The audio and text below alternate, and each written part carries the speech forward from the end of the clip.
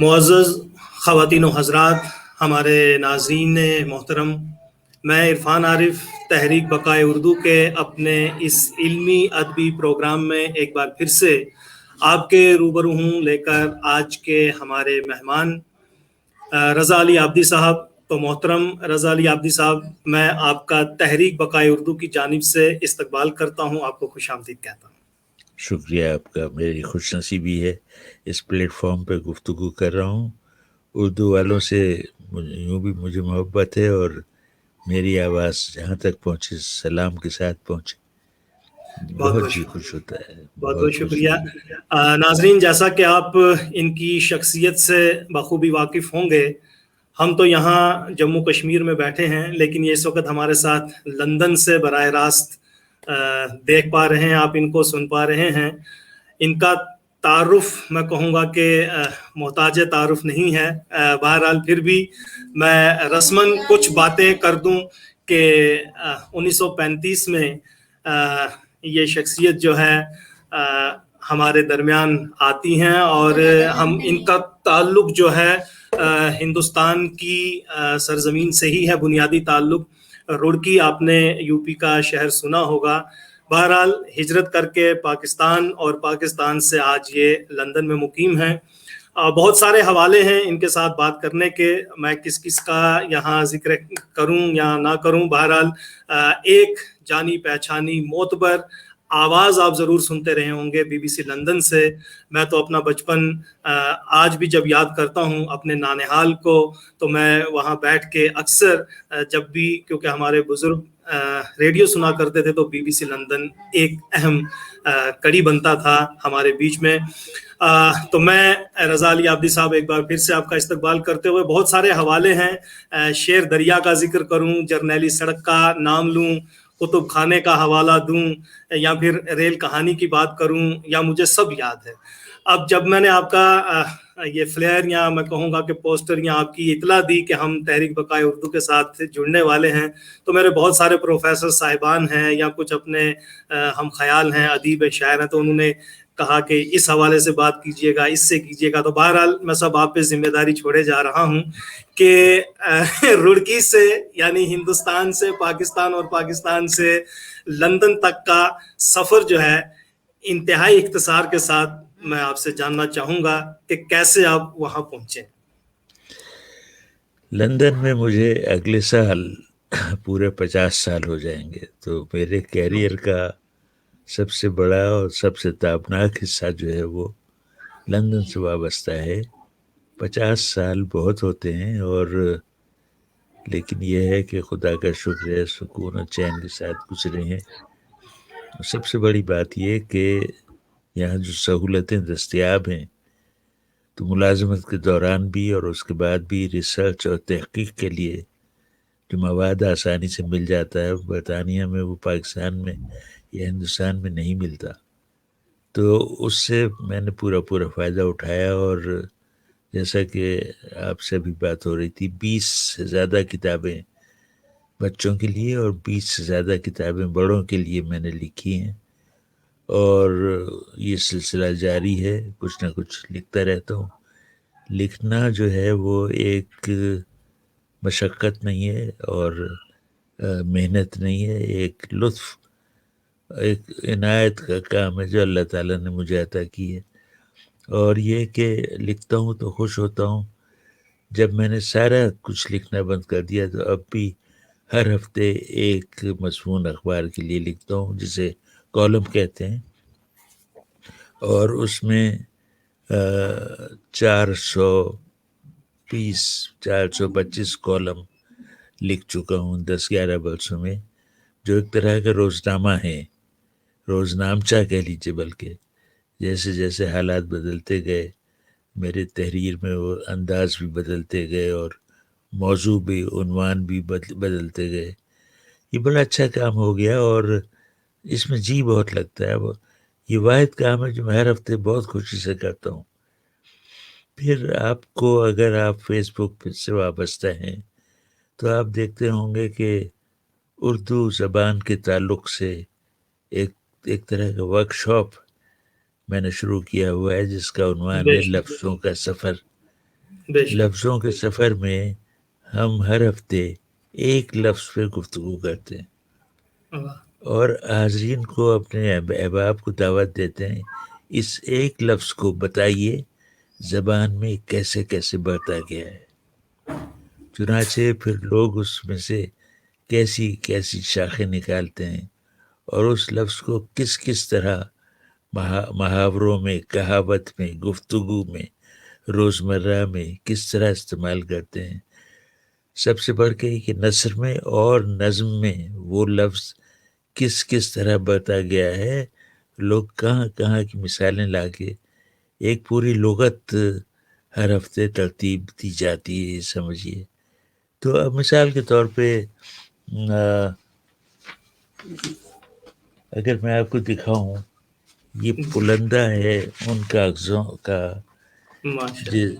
جو لفظوں کے سفر کا مشق بنی ہے. میرا واہ. خیال ہے 200 مشقیں ضرور ہوئے ہوں گی. اور جو اگلی مشق تیار ہے اس کا عنوان ہوگا گھر. گھر کے تعلق سے احباب کو دعوت دوں گا کہ کیا کیا آپ کے ذہن میں آتا ہے لکھیے. آج کا عنوان تھا کیا تھا بھلا سا، لوگوں نے بڑا کمال کا اس میں دخل دیا اور یہ اس زبان کے تعلق سے. اچھا، پھر اس میں ایک بہت اچھی خبر جو میں آپ کو سنانا چاہتا ہوں وہ یہ کہ لوگ اردو میں ٹائپ کرنے لگے ہیں بے شک. کثرت سے. میرا قیاس یہ ہے کہ 10 میں سے 9 اردو میں ٹائپ کرتے ہیں. اور بے یہ شک. ورنہ ایک یہ وقت تھا کہ کہ ہم پریشان تھے کہ ہمیں گوگل سرچ کرو تو اردو کا مواد دستیاب نہیں تھا، نہیں ملتا لیکن تھا. آج کچھ بھی ہم اگر ٹائپ کریں تو اس سے ملتا جلتا کچھ نہ کچھ حاصل ہو ہی جاتا ہے. مل جاتا ہے. پھر یہ کہ بازار میں ایسے سافٹ ویئر بھی ہیں. اب مثال کے طور پہ ان پیج کا سافٹ ویئر ہے جو انڈیا میں بنا ہے لیکن پاکستان میں ارزاں دستیاب ہے جسے پائریٹ کاپی کہتے ہیں. لیکن اس کے بنانے والوں نے اجازت دے دی ہے کہ ٹھیک ہے، ہم آپ کا کاپی رائٹ کا کوئی جھگڑا نہیں اٹھائیں گے.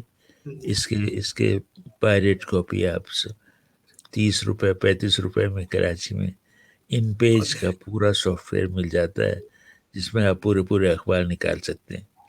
ماشاء اور اللہ. خوبصورت خط آتی ہے. دلی کی نستعلیق ہے. پنجاب کا اسٹائل الگ ہے، جی. دلی کا ہمارا اسٹائل بھی الگ ہے. محترم یہی کام رہا ہے. تحریک بقائے اردو نے چاہے ہاں وہ سکولز ہوں، کالجز، یونیورسٹیز یا کچھ دفاتر، وہاں یہ مفت جو ہے انسٹال کرنے کی کوشش کی اور ان کو کی بورڈ نکال کے دیا کہ اس طرح سے یہ لفظ جو ہیں ٹائپ ہو سکتے ہیں. تو یہ سافٹ ہاں ویئر یہ نے کافی تبدیلی لائی ہے. بے شک. یہ بہت ہی اچھی بات ہے. ورنہ یہ کہ رومن میں لکھنے کا رواج ہو گیا تھا، بلکہ پاکستان کے ایک اخبار نے تو رومن اردو میں اخبار بھی نکال دیا تھا جو نہیں چلا. لوگ عادی نہیں ہیں اس کے پڑھنے کے. ظاہر سی تو بات ہے، اس سے کہیں نہ کہیں ہمارے ہی یعنی ایک تو رسم الخط کو کافی نقصان ہوتا، دوسرا زبان کو بھی کافی نقصان ہوتا. حالانکہ یہ بڑی بحث چل چکی ہے. اور یہ ایک زمانے میں تحریک چلی تھی کہ دیوناگری رسم الخط اختیار کر لیا جائے تاکہ سبھی پڑھیں. اور بعض اردو کے اخبار اور رسالے نکلے تھے جو دیوناگری رسم الخط میں تھے، اب بھی نکلتے ہوں گے. اسی طرح رومن میں اردو لکھنے کی تحریک چلی تھی اور یہ تھا کہ ترکوں نے اور ملیشینس نے اپنا رسم الخط چھوڑ کے رومن رسم الخط اختیار کر لیا. تو ترک ادب اور ملیشین ادب مر نہیں گیا.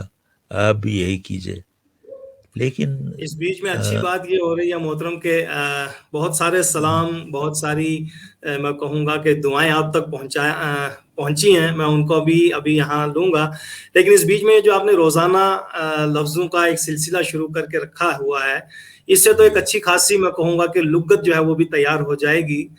یہ لفظیں جو ہیں کیسے بڑھتی جا رہی ہیں اور ایک سلسلہ ہے. الحمدللہ اس پہ بہت اچھی باتیں ہیں. اور میں صرف آپ تک سلام پہنچاتا جاؤں گا. میر صاحب حسن جو بمبئی سے تریاک نکالتے ہیں، وہ آپ کو سلام کہہ رہے ہیں. چشمہ فاروقی صاحبہ جو 20ویں صدی کے ساتھ کافی دیر جڑی رہی ہیں.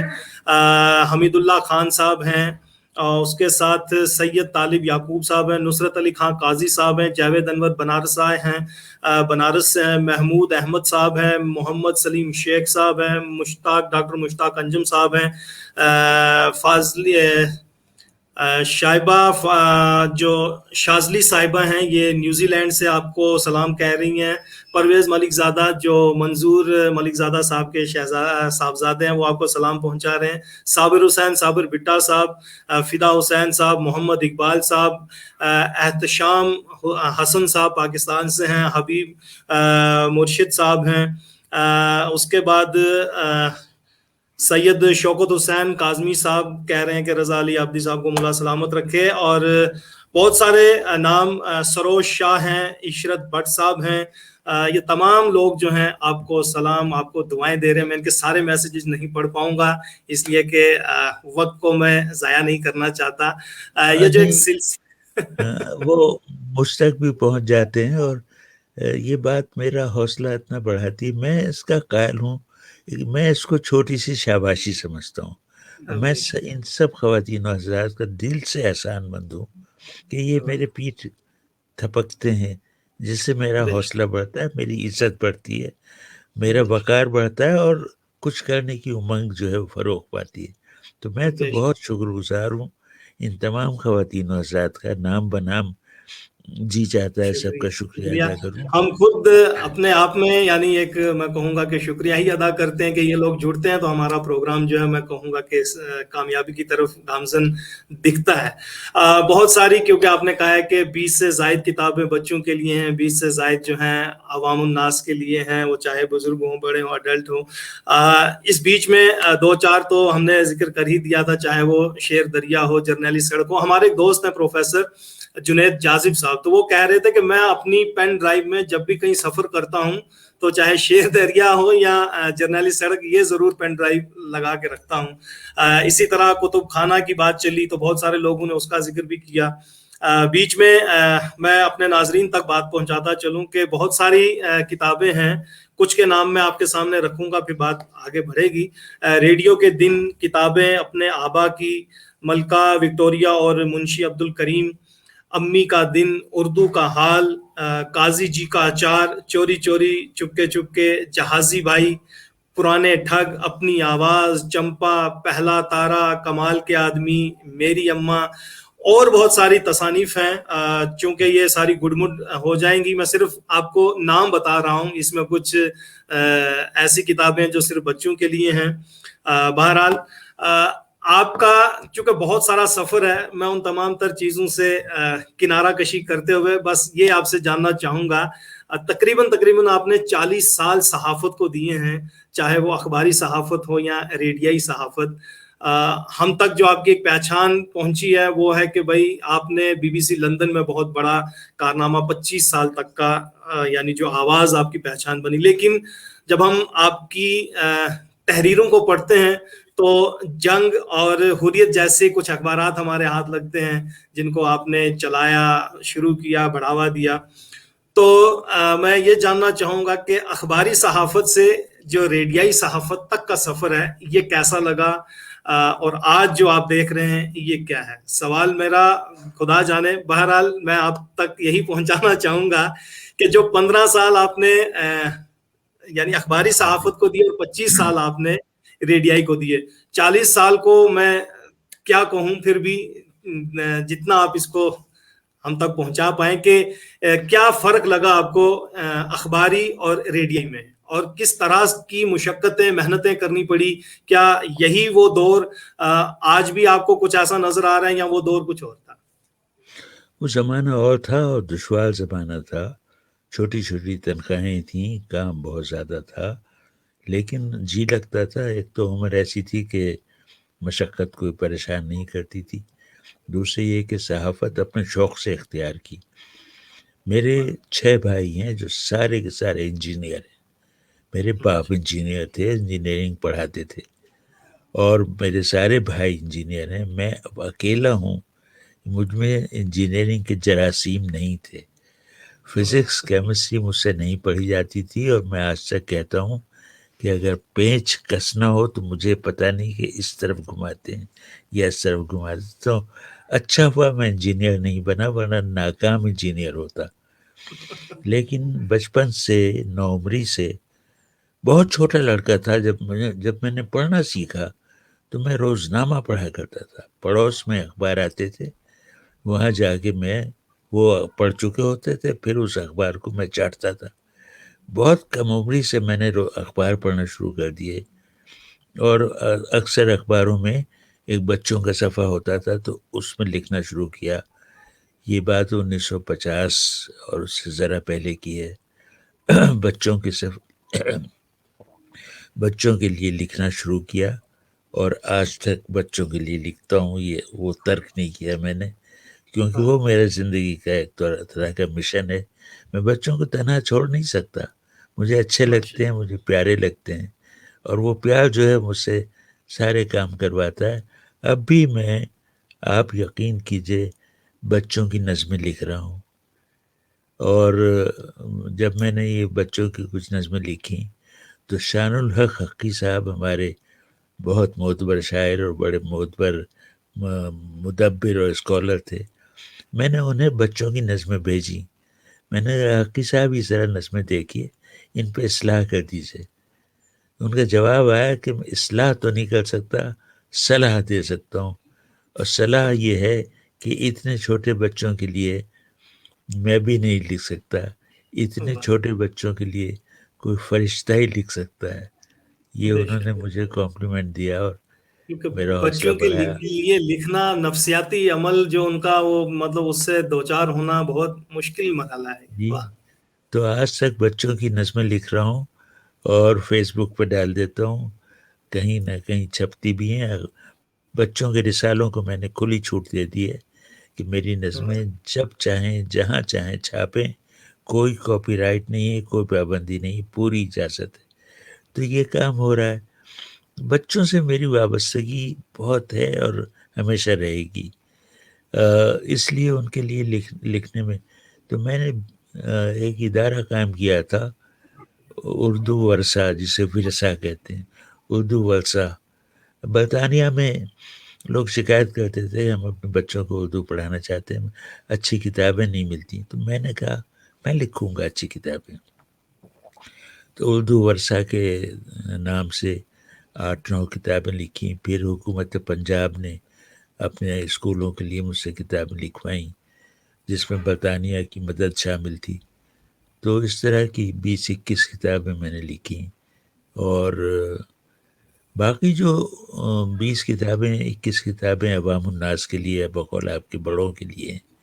اس میں تاریخ بھی ہے، اس میں سفر نامے بھی ہیں، اس میں کہانیاں بھی ہیں، فکشن ہے، اور اس میں سب سے جو دلچسپ چیز ہے وہ سوانح ہیں۔ چنانچہ میری 3 کتابیں میری زندگی کا احاطہ کرتی ہیں۔ پہلی کا نام ہے اخبار کی راتیں، جو میرے کیریئر کے پہلے 15 سال کی کہانی ہے۔ راتیں کی مناسبت سے وہ ایک بھیانک دور تھا زندگی کا۔ پھر ریڈیو کے دن میری دوسری کتاب ہے، وہ تابناک زمانہ میرے کیریئر کا، جب میں نے عروج دیکھا اور جب دنیا نے مجھے جانا۔ میں 15 سال تک اخبار کی میں راتیں کالی کرتا رہا، کسی کو نہیں پتا تھا کہ کون آدمی یہ اخبار بنا رہا ہے، اور کون یہ طرح طرح کی سرخیاں جما رہا ہے، اور کون تصویروں کے نیچے خوبصورت کیپشن لکھ رہا ہے، کسی کو نہیں پتا تھا۔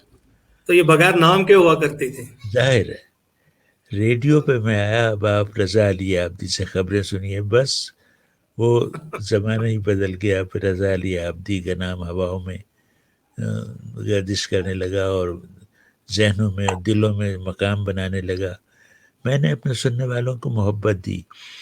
میں نے اپنی کتاب میں بھی لکھا ہے کہ جب میں نے ریڈیو کی ملازمت شروع کی تو ہماری تربیت ہوئی، اور بڑے بڑے پرانے کوہنہ مشق براڈ کاسٹر آ کے ہم سے خطاب کرتے تھے، تو انہوں نے کہا کہ ریڈیو میں آ کر ایک بات یاد رکھو، اپنی آواز سے پیار کرو، یہ آواز ہی کا تحفہ ہے جو تمہیں کامیاب براڈ کاسٹر بنائے گا۔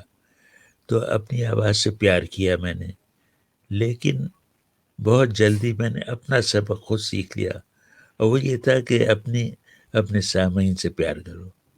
اور میں نے جی لگا کہ اپنے سامعین سے پیار کیا، محبت لی، محبت دی، اور ساری بنیادیں جو میں نے عمارتیں کھڑی کی ان سب کی بنیادوں میں محبت کے سوا کچھ نہیں ہے. اور اور یہ میں محبت جو ہے اس وقت ہمارے ناظرین جو ہیں وہ جتا بھی رہے ہیں، چاہے وہ ابھی میں یہاں نام پڑھ رہا ہوں، مرزا عبد القیوم ندوی صاحب ہیں، نصرت علی خان قاضی صاحب ہیں، علی عمران صاحب ہیں، عظر الدین شیخ صاحب ہیں، صبیحہ سنبل صاحبہ ہیں، اور بہت سارے نام ہیں ڈیوائس پہ ابھی یہ سرچ کر رہا ہوں. انہی میں ایک نام ہے پرتیما سنہا، وہ بھی کچھ آپ سے جاننا چاہتی ہیں. تو تھوڑا سا یہ سسٹم مجھے لگ رہا ہے کہ جو میرے ڈیوائس ہاتھ میں ہے وہ تھوڑا سارا اٹک گیا ہے. تو بہرحال یہ جو ایک وقت وہ تھا کہ جہاں نام بھی تشہیر نہیں ہوتا تھا. آج تو خبر بعد میں ہے لیکن نام پہلے آتا ہے کہ یہ میری دی ہوئی ہے. تو اس زمانے میں کیسا لگ رہا تھا آپ کو کہ بنا نام کے بھی خبریں چھپ رہی تھیں، اور ایک نام، اور جیسے کہ آپ نے روزنامہ جنگ میں بہت عرصہ دیا ہے، حریت جیسا اخبار آپ نے جاری کیا، 65 والی جنگ آپ نے دیکھی اور اس پر پورے تبصرے بھی کیے، پھر 71 کا جو سانحہ گزرا اس کو بھی آپ نے دیکھا پھر پیش کیا. اس بیچ میں اخبار نے کیا رول ادا کیا اور آپ کو کیا میں کہوں گا کہ شناخت دی؟ اور ریڈیو میں جب آپ گئے، اور میں پڑھ رہا تھا کہ آپ کا 5 سالہ کانٹریکٹ تھا، لیکن الحمدللہ جو آپ نے کہا کہ نہ صرف آواز سے محبت کی بلکہ آپ نے اپنے سامعین سے بھی محبت کی، اور مجھے لگا کہ لندن نے بھی آپ سے محبت کی تو آپ کو پرماننٹ وہیں رہنے کی وہ اجازت دے دی. تو اس سلسلے میں کیسا لگا آپ کو؟ مطلب اخباری کا وہ جو دور تھا اور یہ ریڈیوئی کا جو دور تھا، اس میں یہ جو مراحل ہیں مشکلات کہاں آئیں، مطلب لکھتے ہوئے یا بولتے ہوئے؟ اخبار کی زندگی بڑی سخت تھی، جان لیوا تھی. بہت تھوڑے سے لوگ پورا اخبار رات بھر میں تیار کر کے اگلی صبح نکالتے تھے. بہت مشقت کا زمانہ تھا، لیکن یہ کہ جیسا کہ میں نے ابھی کہا کہ وہ نوجوانی تھی اور کام کرنے کی امنگ تھی، صحافی بننے کا شوق تھا. چنانچہ کام کیا اور 15 سال صحت گرنے لگی، صحت پہ برے اثرات پڑنے لگے. ایک تو یہ کہ سگریٹ کی عادت ہو گئی، پان کھانے لگا، چائے رات کو جاگنے کے لیے، کیونکہ کبھی کبھی لکھتے لکھتے نیند آ جاتی تھی، ہاتھ سے قلم چھوٹ جاتا تھا. ایسے دن، ایسی راتیں گزاری. لیکن یہ تھا کہ کام میں جی لگانے کا نتیجہ یہ نکلا کہ پہچانا گیا. یعنی ظاہر ہے جو قریبی حلقے تھے وہ مجھے پہچان گئے. بی بی سی میں جب میں نے ملازمت کی تو بطور براڈ کاسٹر نہیں، کیونکہ میں زندگی میں کبھی براڈ کاسٹر نہیں رہا تھا. ریڈیو سے سننے کا تو تعلق بہت گہرا تھا. ہم بی بی سی کے پروگرام سنا کرتے تھے، ہم نوٹ لیا کرتے تھے، اس کی خبریں اپنے اخبار میں خبریں بنا کے چھاپا کرتے تھے. تو بی بی سی کو اتنا سنا تھا کہ ہمارے لیے وہ کوئی اجنبی ادارہ نہیں تھا. تو چنانچہ جب بی بی سی میں ایک اسکالرشپ پہ 3 مہینے کے وظیفے پہ برطانیہ آیا صحافت کا ایک کورس کرنے. میں نے پہلی بار برطانیہ کو دیکھا اور یہاں کی زندگی کو اور یہاں کی زندگی کے نظم و ضبط کو دیکھا تو اچھا لگا. اور جیسا کہ میں کہا کرتا ہوں کہ ایک بس ہمیں لینے آیا کرتی تھی انسٹیٹیوٹ لے جانے کے لیے 9:10 پہ، تو کبھی 9:09 پہ نہیں آئی، کبھی 9:11 پہ نہیں آئی، 9:10 پہ آتی تھی. میں نے یہ کتنا اچھا ملک ہے جہاں زندگی میں اتنا ڈسپلن ہے، تو کیوں نہ آ کے یہاں رہا جائے. تب میں نے بی بی سی میں درخواست دی اور ایسا کوئی امکان نہیں تھا کہ مجھے مسترد کر دیا جائے، بلکہ بعض بڑے سینئر صحافیوں کے مقابلے میں میری بھی درخواست گئی تھی جو قبول کر لی گئی. اور پھر میری زندگی کا ایک دوسرا دور شروع ہوا جس میں دنیا نے مجھے جانا اور میں نے دنیا کو جانا. اتنی دنیا میں نے آپ کبھی کے نہیں ہم اثر دیکھی. بھی بہت ہوں گے، ان ہم اثروں کو بھی ہم یاد کریں گے، لیکن جو ہمیں یاد کر رہے ہیں جعفر حسین صاحب ہیں، خورشید احمد صاحب ہیں، کیونکہ یہ ہینگ ہو گیا تھا، میں نے ریفریش کیا. شکیل احمد خان صاحب ہیں، حمید اللہ خان صاحب، صبیحہ سنبل صاحبہ ہیں، مرزا عبد القیوم ندوی صاحب ہیں، اس کے بعد ان کے سب کے محترم کمنٹس بھی ہیں بڑے اچھے اچھے، لیکن میں وہ بعد میں پڑھوں گا۔ اس کے بعد رفت اعظمی صاحب ہیں، وہ بھی کہہ رہے ہیں کہ میرا سلام عابدی صاحب تک ضرور پہنچا دیجئے۔ رفت اعظمی قصبہ ردولی، اودھ، انڈیا، BBC سے محترم کو سنتا آیا ہوں۔ تو بہرحال سب آپ کو سنتے رہے ہیں۔ یہ آج عمر کی میں کہوں گا کہ 60 بہاریں دیکھ چکے ہیں، 80 لیکن انہوں نے بھی آپ کو سنا ہے۔ شوکت خان، یہ سید شوکت حسین قاظمی صاحب بھی یہی کہہ رہے ہیں کہ ہمیں بھی آج تحریک بقائے اردو نے طالب علمی کا زمانہ یاد دلا دیا۔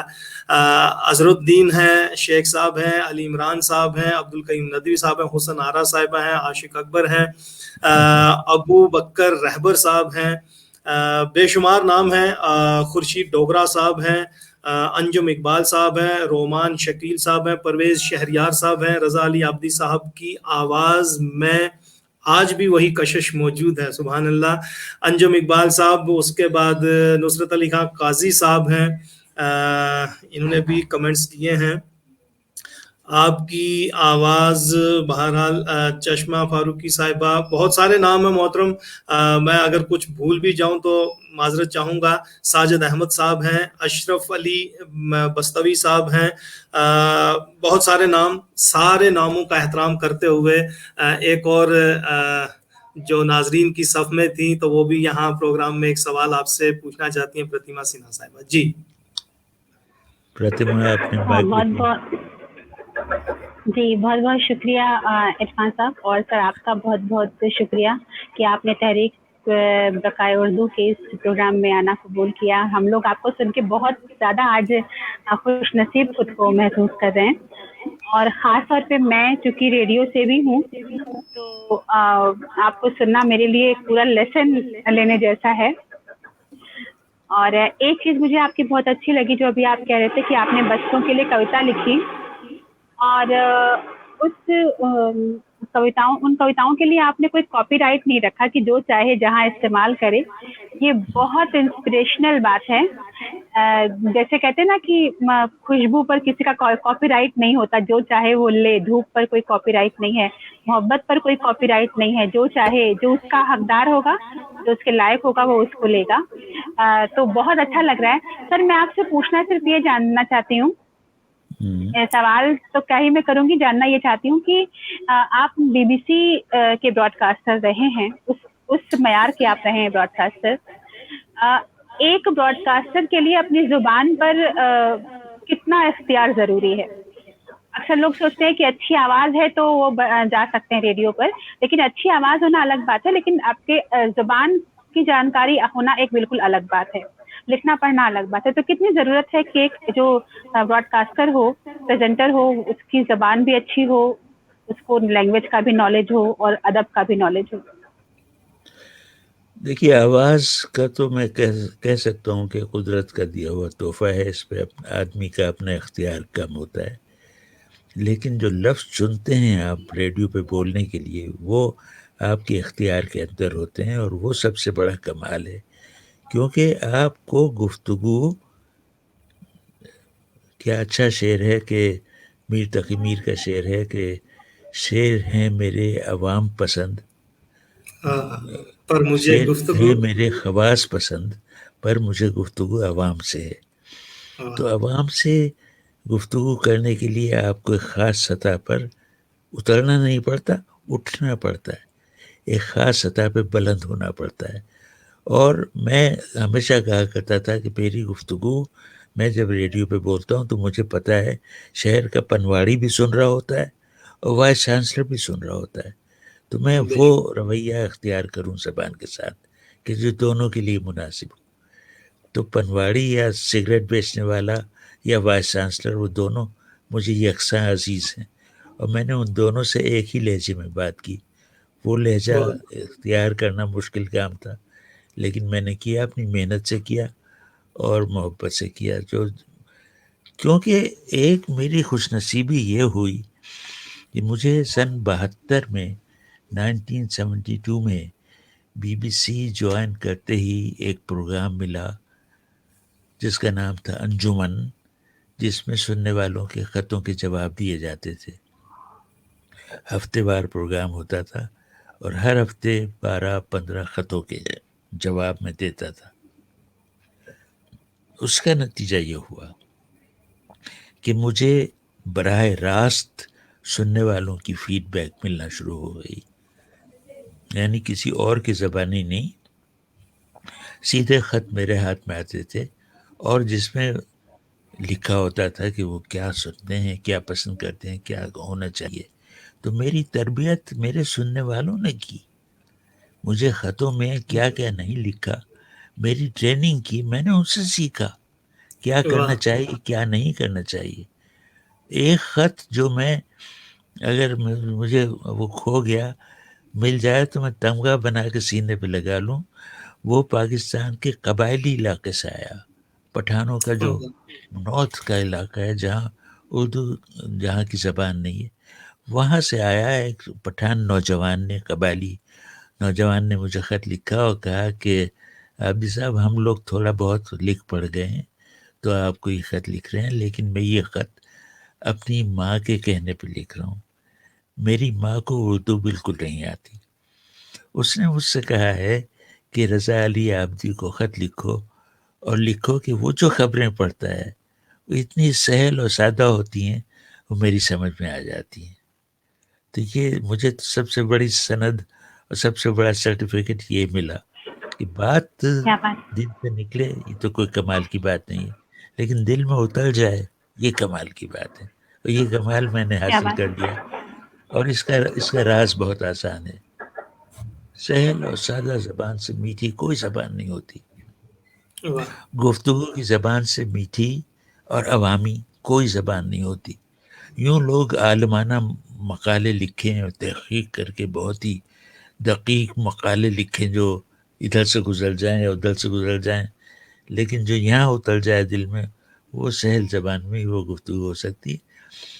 میں انڈیا میں کئی بار ہوا، غالب اکیڈمی میں ایک تقریر کر رہا تھا، میں ہندوستانی اسکالرس کے سامنے، سب اردو کے لوگ تھے.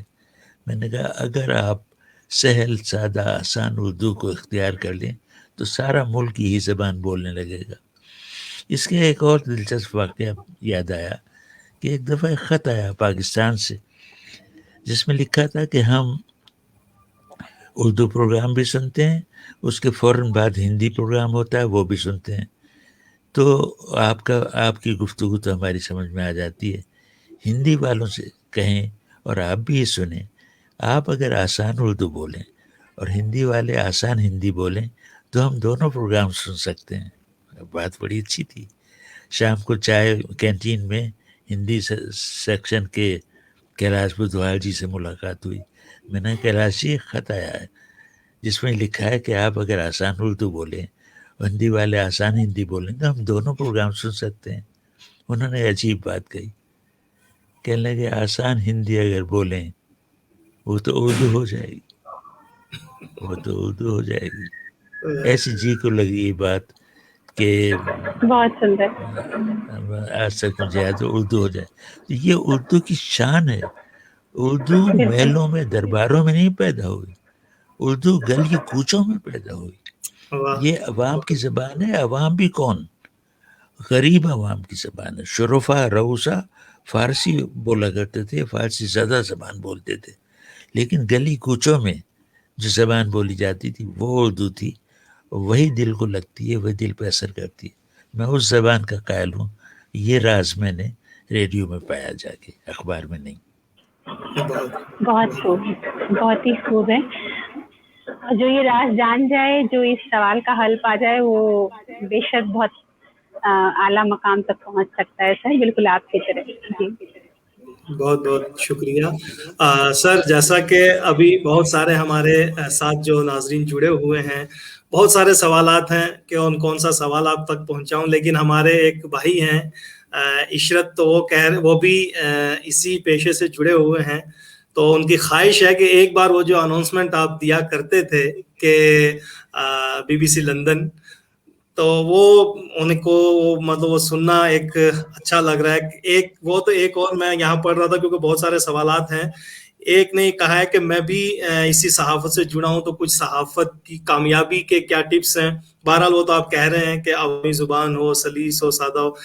نیاز جے راج پوری صاحب خود ایک شاندار نام کا رسالہ نکالتے ہیں، وہ بھی آپ تک اپنے خوبصورت جو ہیں احساسات پہنچا رہے ہیں. ریشمہ صدیقی صاحبہ ہیں، شکیلہ بانو جی ہیں، فضل صدیقی صاحب ہیں، جگدمبا دوبے جی ہیں، طلعت سروہا صاحبہ ہیں.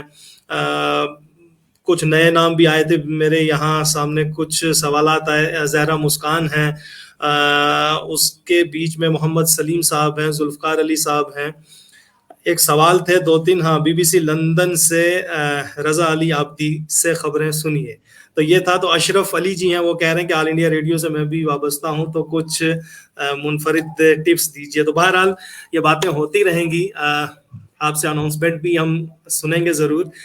اس بیچ میں چونکہ مجھے بھی اپنے ہی دوستوں نے کہا ہے کہ چاہے وہ یہ جو گرینڈ ٹرنک روڈ تھا یعنی جرنیلی سڑک کے حوالے سے ضرور باتیں ہوں، لداخ اور دریائے سندھ پر جو مبنی آپ نے شیر دل خوبصورت سا ایک سفر نامہ تحریر کیا ہے، کتب خانہ ہے. آپ نے اپنی شناخت کا میں کہوں گا کہ آپ نے بنیاد ابھی کہا کہ میری یہ 3-4 کتابیں جو آپ نے کہا کہ چاہے وہ اخبار کی راتیں ہوں، مجھے سب یاد ہے، یا پھر ریڈیو کے دن ہوں. اس بیچ میں شیر دریا جو ہے بہت زیادہ پسند کیا گیا. یہ سلسلہ وار آپ کا پروگرام ہوتا تھا، جرنیلی سڑک، یہ کیسے وجود میں آئیں کتابیں؟ آپ کے یہ پروگرامز تھے، یہ قسطیں تھیں، قسط وار تحریری صورت میں بنتے بنتے کتابی صورت بن گئی، یا آپ نے کوئی سفر اختیار کیا؟ یعنی ایک ہوتا ہے کہ دانستہ، ایک ہوتا ہے یوں ہی بس چل پڑے تو کچھ مل گیا. شیر دل کا جہاں تک میں آپ کا ایک ویڈیو بھی دیکھ رہا تھا، بڑی خوبصورت سی آپ نے اس میں میں کہوں گا کہ منظر کشی کی ہے. وہ دریا نکلتا ہوا دکھایا، وہ لوگوں کی آوازیں، فوک سانگ.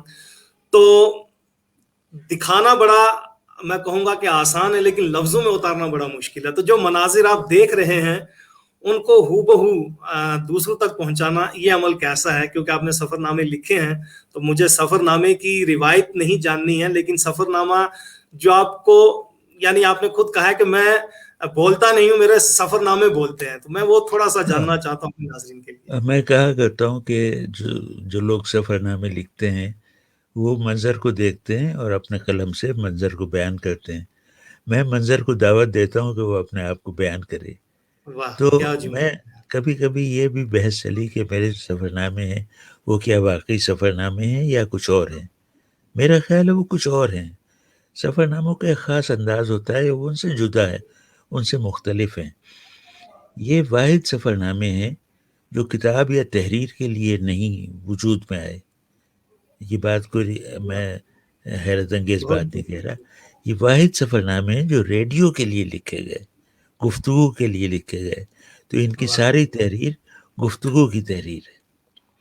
اور پھر یہ کہ اس میں جو مارا پھرا، اپنا ٹیپ ریکارڈر اٹھائے، پشاور سے چلا تو کلکتے تک گیا، لداخ سے چلا تو کراچی کے ساحل تک آیا، ریل کہانی کے لیے کوئٹہ سے گاڑی ٹرین میں بیٹھا تو ہاوڑہ تک پہنچا. سارے مرحلے. پھر کتب خانہ کے لیے بڑی بڑی لائبریریاں اور لوگوں کے ذاتی ذخیرے کتابوں کے دیکھنے کہاں کہاں نہیں گیا. ہمارے دوست گوپی چند نارنگ ایک بہت مشکل جگہ پہنچ کے، وہاں لائبریری تھی، وہ دیکھنے گئے. بڑے مرتے ایک ہفتے وہاں پہنچے، وہاں لائبریری دیکھی. انہوں نے کہا لائبریری تو یہ بن گئی، میں یہاں آتا کون ہوگا؟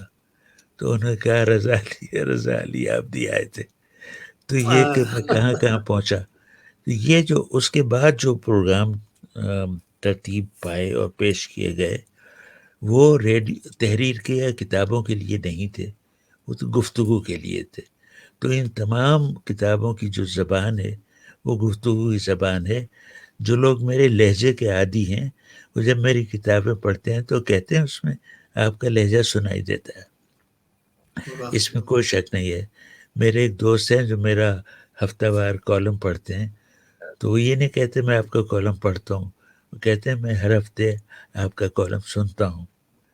تو یہ گفتگو کا کمال ہے. اور broadcasting is nothing but all about گفتگو. بات ہی رنگ باتیں کریں اور باتوں سے خوشبو آئے. یہ تو کیا یہ ہے راز باتوں کا. تو یہ جو میرے سفر نامے ہیں اگر سچ پوچھیے تو ایک سفر نامہ جو واقعی میں نے سفر نامے کے طور پر لکھا وہ موریشس کا سفر نامہ تھا. اس کا نام ہے جہازی بھائی. جب کلکتے اور مدراس اور بمبئی کی بندرگاہوں سے مزدور بھر بھر کے موریشس لے جائے جاتے تھے تاکہ وہاں گنے کی کاشت کریں اور وہاں کی زمین تیار کر کے گنا اگائیں. گنا موریشس میں ندی نالوں میں اگتا ہے اب بھی. اتنی گنے کے لیے وہ زمین اتنی راس آئی کہ چنانچہ ہندوستان سے جہاز بھر بھر کے مزدور لے جائے گئے گنا اگانے کے لیے موریشس. اور وہ ان کی اولادیں ان کے اولادوں کی اولادیں آج تک وہاں آباد ہیں. سب نے وہی باپ دادا کے نام رکھے ہوئے ہیں اور وہی زبان ہے, وہی کھانا ہے, وہی پینا ہے, وہی پہناوا ہے. تو اس کا سفر نامہ میں نے لکھا جہازی بھائی. جہازوں پہ جو یہ مزدور جاتے تھے بہار کے, بنگال کے, مدراس کے اور مراٹھواڑ کے, یہ بمبئی کے مزدور جو جہازوں پہ جاتے تھے بعض ایک دوسرے کی بولیاں نہیں سمجھ پاتے تھے لیکن آپس میں ایک دوسرے کو جہازی بھائی کہتے تھے. تو جہازی بھائی کے نام سے میں نے موریشس کا سفر نامہ لکھا جو خالص سفر نامہ ہے. وہ ریڈیو کے لیے نہیں تھا, وہ ریڈیو پہ کبھی نشر نہیں ہوا, وہ صرف سفر نامہ ہے.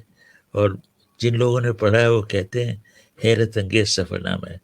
تو یہ باقی تمام کتابیں جرنیلی سڑک, شیر دریا, ریل کہانی, کتب خانہ, یہ لکھ کر میں نے سفر نامہ لکھنے کا گر تو سیکھا. تو پھر اس کے بعد میں نے جہازی بھائی لکھا. موریشس نے مجھے حیران کر دیا, ہر چیز نرالی تھی. جب میں موریشس کے ہوائی اڈے پہ اترا میں نے کہا کیا میں مدراس کے ہوائی اڈے پہ اتر گیا ہوں؟ جو لوگ گھوم رہے تھے سب کے جنوبی ہند کی صورتیں تھیں. میں نے کیا میں مدراس آ گیا ہوں؟ تو وہ پھر وہاں جو کچھ دیکھا نرالا تھا. ساری دنیا سے کٹا ایک الگ دنیا آباد تھی جو میرے جیسے لوگ تھے, میری زبان بولتے تھے, میرا جیسا کھانا کھاتے تھے, لیکن وہ اور علاقہ تھا اور سرزمین تھی. تو موریشس نے مجھے حیران کیا. وہ حیرت جو ہے میری کتاب میں جھلکتی ہے. تو میں ہمیشہ کہتا ہوں کہ آپ کچھ بھی لکھیں, کہانی یا افسانہ یا ناول یا سفر نامہ, پڑھنے والے کو حیران کریں, اسے تعجب میں مبتلا کریں, اس کو ایسی باتیں بتائیں کہ وہ حیران ہو. خبر تحیر عشق سنے تو حیران ہو کہ یہ کیا ایسی بھی دنیا آباد ہے. موریشس ایسی دنیا آباد تھی جو میں نے دیکھی. اس کے بعد دوبارہ گیا تو بہت بدل چکا تھا. تو اچھا ہوا میں نے شروع میں اسے دیکھا اور اس کو پرانی شکل میں دیکھا. اسی طرح میں فیجی جانا چاہتا تھا. اب میں بہت بوڑھا ہو گیا ہوں, کمزور ہو گیا ہوں. فیجی میں ہمارے ہی لوگ آباد ہیں, وہ بھی لے جائے گئے تھے کاشت کرنے کے لیے. جی چاہتا ہے وہاں کا سفر نامہ لکھوں, لیکن اب مشکل ہے. یہ تھوڑے چھوٹے چھوٹے سفر کر لیتا ہوں, اس میں بھی دشواری ہوتی ہے. لیکن یہ ہے کہ تشفی ہو چکی ہے, تسلی ہو چکی ہے. دنیا کو جیسا میں نے دیکھا کسی نے نہ اس طرح دیکھا ہوگا نہ اتنا دیکھا ہوگا.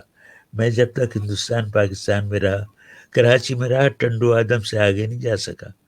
لندن میں رہا, سارا ہندوستان, سارا پاکستان, کونا کونا. سری نگر سے ہوتا ہوا لداخ تک گیا, جموں نہیں جا سکا جس کا افسوس ہے, لیکن سرحد کے پاس سے اپنے علاقے سے جموں شہر دیکھا ہوا ہے میرا. سری نگر میں رہا, وہاں سے لداخ گیا. لداخ میں احباب ملے, پیار کرنے والے, انہوں نے مجھے اس علاقے کی سیر کرائی. واپسی میں ہوائی جہاز نہیں آ رہا تھا تو وہاں 3 دن کے بجائے میں 5 دن رہ گیا, اور کام کیا, اور انٹرویو کیے, اور اتنا مواد لے کے آیا کہ میں نے جرنیلی سڑک یا گرینڈ ٹرنک روڈ یا شاہراہ اعظم پہ تو 30-35 پروگرام کیے. دریائے سندھ پر, شیر دریا پر میں نے 60 اچھا, اس کی پروگرام. وجہ تسمیہ بھی آپ نے بتائی ہے, شیر دل یعنی شیر شاہ سوری, اور وہ ساری چیزیں میں پڑھ رہا تھا. تو کیا یہ اس کا پرانا نام تھا؟ نہیں, اس کا پرانا نام نہیں تھا. جو انگریز جو سڑکیں بنائی, مغلوں نے بھی بنائی, سلطنت کے زمانے میں بھی بنی، بلبن کے زمانے سڑکیں بن گئی تھیں. تو جو بڑی سڑکیں ایک شہر سے دوسرے مقام کو ملاتی تھیں ایک اس طرح دائرے کی شکل میں، وہ ٹرنک روڈ کہلاتی تھی. ٹرنک جیسے ہاتھی کی سونڈ ہوتی ہے، ٹرنک روڈز کہلاتی تھی. یہ چونکہ پشاور سے کلکتے تک تھی تو یہ گرینڈ سڑک تھی، اس کا نام گرینڈ ٹرنک روڈ رکھا گیا، پڑ گیا. اور گرینڈ ٹرنک کا خلاصہ لوگوں نے نکال لیا G T road. G T road اس کا نام رکھا گیا. بہار میں جہاں سیسرام میں جہاں شیر شاہ دفن ہے، وہاں کے لوگوں نے کہا کہ اس سڑک کا نام شیر شاہ سوری مارگ ہونا چاہیے. اور وہاں کے لوگوں نے فساد کیا، ہنگامہ کیا، مطالبے کیے اور منوا کے چھوڑا اپنی بات کو. چنانچہ ہندوستان میں جی ٹی روڈ کو شیر شاہ سوری مارگ کہتے ہیں، جو بڑی اچھی بات ہے. جس کا کریڈٹ ہے اس کو جانا چاہیے. تو میں نے شیر دریائے سندھ پر جب میں جرنیلی سڑک کر رہا تھا تو مجھ سے کہا گیا تھا کہ آپ 30-35 پروگرام کر لیں، 30-35 ہفتے. تو وہ میں نے کر لیا. وہ اتنا مقبول ہوا، اتنا پاپولر ہوا، اتنا سراہا گیا کہ جب شیر دریائے سندھ کی باری آئی تو مجھ سے کہا تو نہیں گیا لیکن اشارے سے یہ بات سمجھائی گئی کہ اچھا بھائی تم اپنا شوق پورا کر لو، جتنے ہفتے چاہو یہ پروگرام کر لو. تو میں اتنا مواد لے کے آیا تھا اپنے ٹیپ پر کہ پھر میں نے 25-30 نہیں 60 پروگرام کیے. تو شیر دریا میری ضخیم کتاب ہے، اس سے چھوٹی جرنیلی سڑک ہے جو میری سب سے پاپولر کتاب ہے، کیونکہ جرنیلی سڑک پشاور سے کلکتے تک یہ سارا علاقہ لوگوں کا دیکھا بھالا ہے، زیادہ تر لوگوں کا آباد علاقہ ہے. اردو، ہندی، پنجابی کا علاقہ ہے، بنگالی، بہاری، بیچ میں بہار آتا ہے. یہ سارا اجنبی علاقہ نہیں، دیکھا ہوا علاقہ ہے. اس کا احوال پڑھ کے لوگ خوش ہوتے ہیں اور حیران بھی ہوتے ہیں. بہت سی ایسی باتیں ہیں جو سفر نامہ نگار کو معلوم ہوتی ہیں، آپ لوگوں کو نہیں معلوم ہوتی. تو وہ بیان کر کے میں لوگوں کو حیران کرتا ہوں اور اس حیرانی میں خوشی بھی شامل ہوتی ہے، لوگوں کو بہت خوشی کچھ ملتی ہے. ہے کہ لیکن یہاں بہت سارے سوال پہ در پہ آتے جا رہے ہیں. میں حوالہ وہی دوں گا کہ آپ نے بہت ساری کتابیں لکھی ہیں، ان میں ایک کتاب ہے اردو کا حال. تو وہ کس زمانے میں آپ نے لکھی میں آپ ہی سے جاننا چاہوں گا. لیکن اس کے بعد حالات کیا رہے ہیں آج، کیونکہ بہت سارے ایسے سوالات یہاں کیے گئے ہیں، چاہے وہ سید شوکت حسین کاظمی صاحب کی طرف سے ہوں، یہ بھی ڈپٹی کمشنر کے عہدے سے ریٹائر ہوئے ہیں. اسی طرح ہمارے بہت سارے ناظرین ہیں، بہت سارے محققین ہیں، بہت سارے رسائل اور جرائد کے جو مدیران ہیں وہ ہیں. گریش ماگرے صاحب ہیں، وہ کہہ رہے ہیں کہ ہماری قسمت کہ ہم آپ کو دیکھ رہے ہیں. اختر حسین صاحب ہیں. نور جمشید پوری صاحبہ قطر سے ہیں، دوحہ سے ہیں، ریاض سے ہیں. شکیلہ صاحبہ ہیں. اس کے بعد بہت سارے نام نئے آ رہے ہیں، میں انہی کو آفتاب حسین صاحب ہیں ممبئی سے. ڈاکٹر ریاض توحیدی کشمیر سے. اشوک کمار شرما پارس جی ہیں. امتیاز صاحب ہیں. بہت سارے نام. سلطانہ خان صاحبہ ہیں. میں سوال تلاش کر رہا تھا، بس یوں ہی یہاں لکھ دیے ہیں. میں ہلکا ہلکا جنہوں نے بھی وہ سوال کیے میں سوال یوں آپ تک پہنچاتا ہوں محترم کہ کسی نے یہ جاننا چاہا ہے کہ اردو کا حال کیا ہے. کچھ یہ جاننا چاہتے ہیں کہ اردو کا مستقبل کیا ہے، اور کچھ جو ماضی میں ہو چکا ہے وہ تمام چیزیں آپ کے روبرو رکھتے ہوئے میں یہ جاننا چاہوں گا. چونکہ مجھے یاد آ رہا ہے عظمت صاحب کا بھی ایک سوال تھا، رفت اعظمی صاحب کا، کہ اردو پر ایک لیبل چسپاں کیا جاتا ہے کہ یہ مسلمانوں کی زبان ہے. تو اس تناظر میں چونکہ آپ ہندوستان سے ہیں، پھر پاکستان گئے، پاکستان سے آج آپ یعنی انگلستان تک ہیں، تمام دنیا کے مناظر آپ کے سامنے ہیں، آپ نے اچھا برا سب دیکھا ہے. تو یہ لیبل کسی زبان کے ساتھ لگا دینا کہاں تک برا ہے؟ اچھا تو نہیں کہوں گا. نہیں، یہ آپ نے اچھا کیا. یہ اس گفتگو پہ میں ایک ویڈیو میں اپنی گفتگو ڈال چکا ہوں. اردو کا پس منظر جو اتنا پسند کیا گیا، ہر ایک نے ایک دوسرے کو فارورڈ کیا. وہ جنہوں نے وہ سنا ہے ان کے لیے میں یہ بات دہرانا مناسب تو نہیں سمجھتا، لیکن جنہوں نے میری وہ گفتگو نہیں سنی ان کے لیے مختصراً کہ ہم بھی میری جو محروم ہیں کتاب ہے اور بہت سارے ناظرین جو ہیں وہ بھی محروم ہیں، تو انشاءاللہ اردو کا حال میں لفظ حال کے دونوں معنی میں نے استعمال کیے ہیں، یعنی اردو کی حالت واہ اور اردو کا مستقبل، ماضی اور اردو کا حال. تو اردو کا حال بھی میں نے بیان کیا، اردو کی حالت بھی بیان کی. اردو کا مستقبل اس کتاب میں چھوا بھی نہیں ہے، میں نے وہ سوال اٹھایا نہیں ہے، وہ آنے والا وقت طے کرے گا. لیکن اس کتاب کا خلاصہ جو ہے وہ یہ ہے کہ اردو کا پس منظر میں نے بیان کیا ہے. یہ زبان کہاں سے چلی، کہاں سے گزری اور اب کہاں پہنچی ہے، یہ جو اردو کا حال ہے. دیکھیے، اردو ان دنیا کی واحد زبانوں میں ایک ہے جس کے نام کے ساتھ کسی علاقے کا نام نہیں ہے. نہ یہ راجستھانی ہے، نہ یہ بنگالی ہے، نہ پنجابی ہے، نہ مراٹھی ہے، نہ مارواڑی ہے. کسی علاقے کا نام اس زبان کے ساتھ نہیں لگا ہوا ہے، اس لیے کہ یہ ہر علاقے کی زبان تھی. تو جو مغل آئے تھے انہوں نے تو اپنی ترکی میں گم رہے، اپنی فارسی میں گم رہے. اگرچہ بابر کے ایک شعر میں لفظ روٹی بھی آتا ہے. تو ہماری زبان محل تک، دربار تک پہنچنا شروع ہو گئی تھی. لیکن یہ ہوا کہ جب انگریز آئے اور انہوں نے طے کیا کہ اس علاقے پہ حکمرانی کر کے انہی کی طرح رہ کر حکمرانی کی جائے، تو انگریز شروع میں یہ طے کر کے آئے تھے کہ ہم سب یہاں کی بولی سیکھیں گے، یہاں کے لوگوں سے براہ راست گفتگو کریں گے اور پھر حکمرانی کریں گے. چنانچہ انگریزوں نے اردو دیکھا کہ اس پوری سرزمین میں ایک زبان ایسی ہے جو ہر علاقے میں بولی جاتی ہے، اس کے نام کے ساتھ کسی علاقے کا نام جڑا ہوا نہیں ہے. وہ اسے لوگ اردو اسے ریختہ کہتے تھے یا ریختی کہتے تھے، یا بعد میں اردو کی زبان کہنے لگے. اردو سے مراد چھاونی کی زبان تھی، اردو کی زبان.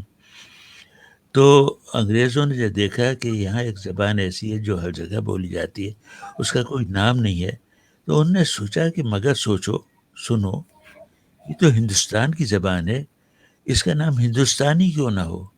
چنانچہ انگریزوں نے باقاعدہ ہماری اردو کا نام ہندوستانی رکھا. عرصے تک یہ ہندوستانی کے نام سے جانی گئی. بعد میں اس کا نام اردو پڑا، اور یہ بھی ترکی سے آیا تھا، یہ بھی باہر کا لفظ آیا تھا. یہ اردو میں اپنا تو کچھ بھی نہیں بیچاری کا، اردو میں اپنا کچھ نہیں ہے، یہ سب دوسری زبانوں سے مل کے بنی ہے.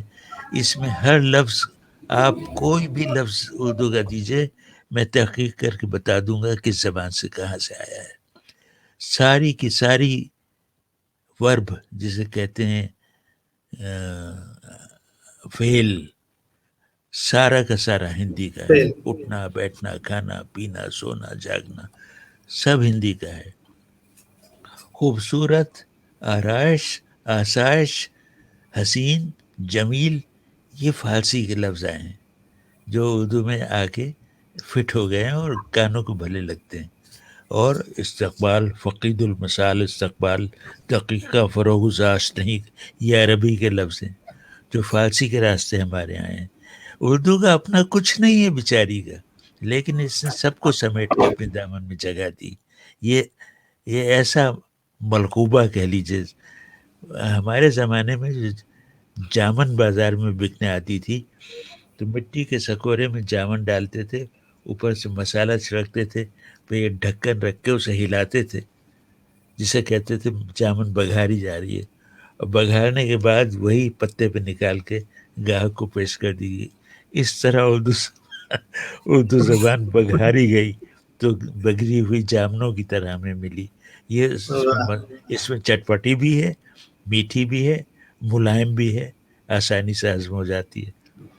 لیکن ہمارے شہر میں جو جامن بیچتا تھا وہ بگھار کے جامن بیچتا جاتا تھا، یہ کہتا جاتا تھا اس کے اوپر پانی نہ پینا، اس کے اوپر پانی نہ پینا. تو اردو کا بھی یہی حال ہے کہ اس کے اوپر کوئی اور چیز دخل نہ دینا, اردو کو اردو ہی رہنے دو. تو یہ ہندوستانی اس کا نام تھا. کاش اس کا نام ہندوستانی ہی ہوتا رہتا. ہندوستان کو اسے اون کرنا پڑتا, کیونکہ ہندوستان کی زبان ہے. موریشس میں ایک اردو تنظیم کا جلسہ ہو رہا تھا جس میں انڈیا کے ہائی کمشنر بھی تشریف رکھتے تھے اور سفارت خانے کے دوسرے لوگ بھی تھے. میں نے کہا آپ اس زبان پہ ناز کیوں نہیں کرتے؟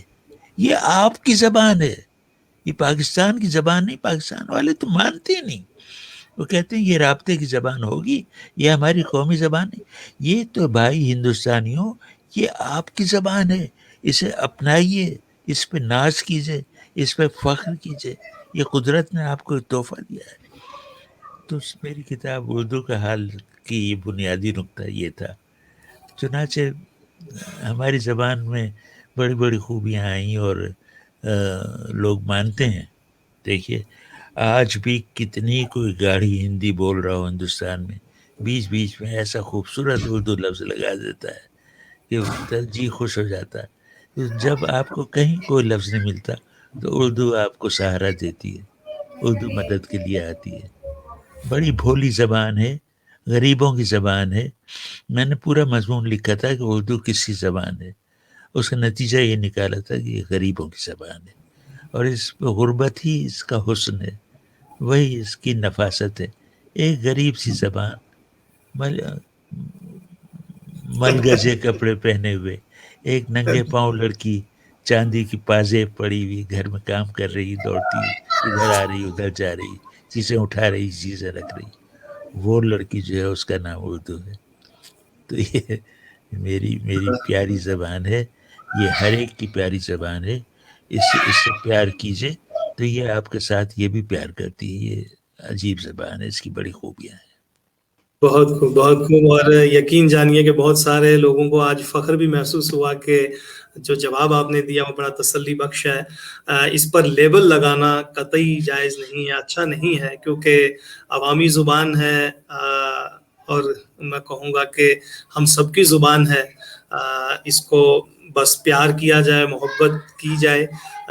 اور اس بیچ میں بہت سارے اور بھی سوالات ہیں, تو بہرحال وہ سوال بھی اپنی جگہ, لیکن کیونکہ ایک دو چار میں یہ بھی دیکھ پایا کہ جہازی بھائی جو آپ نے کہا تھا, جس کا ذکر آپ نے یہاں کیا, وہ کہاں سے مل پائے گی؟ کہیں اویلیبل ہے کسی امیزون پر یا آپ کے کسی ویب سائٹ پر کہیں اس کا کوئی؟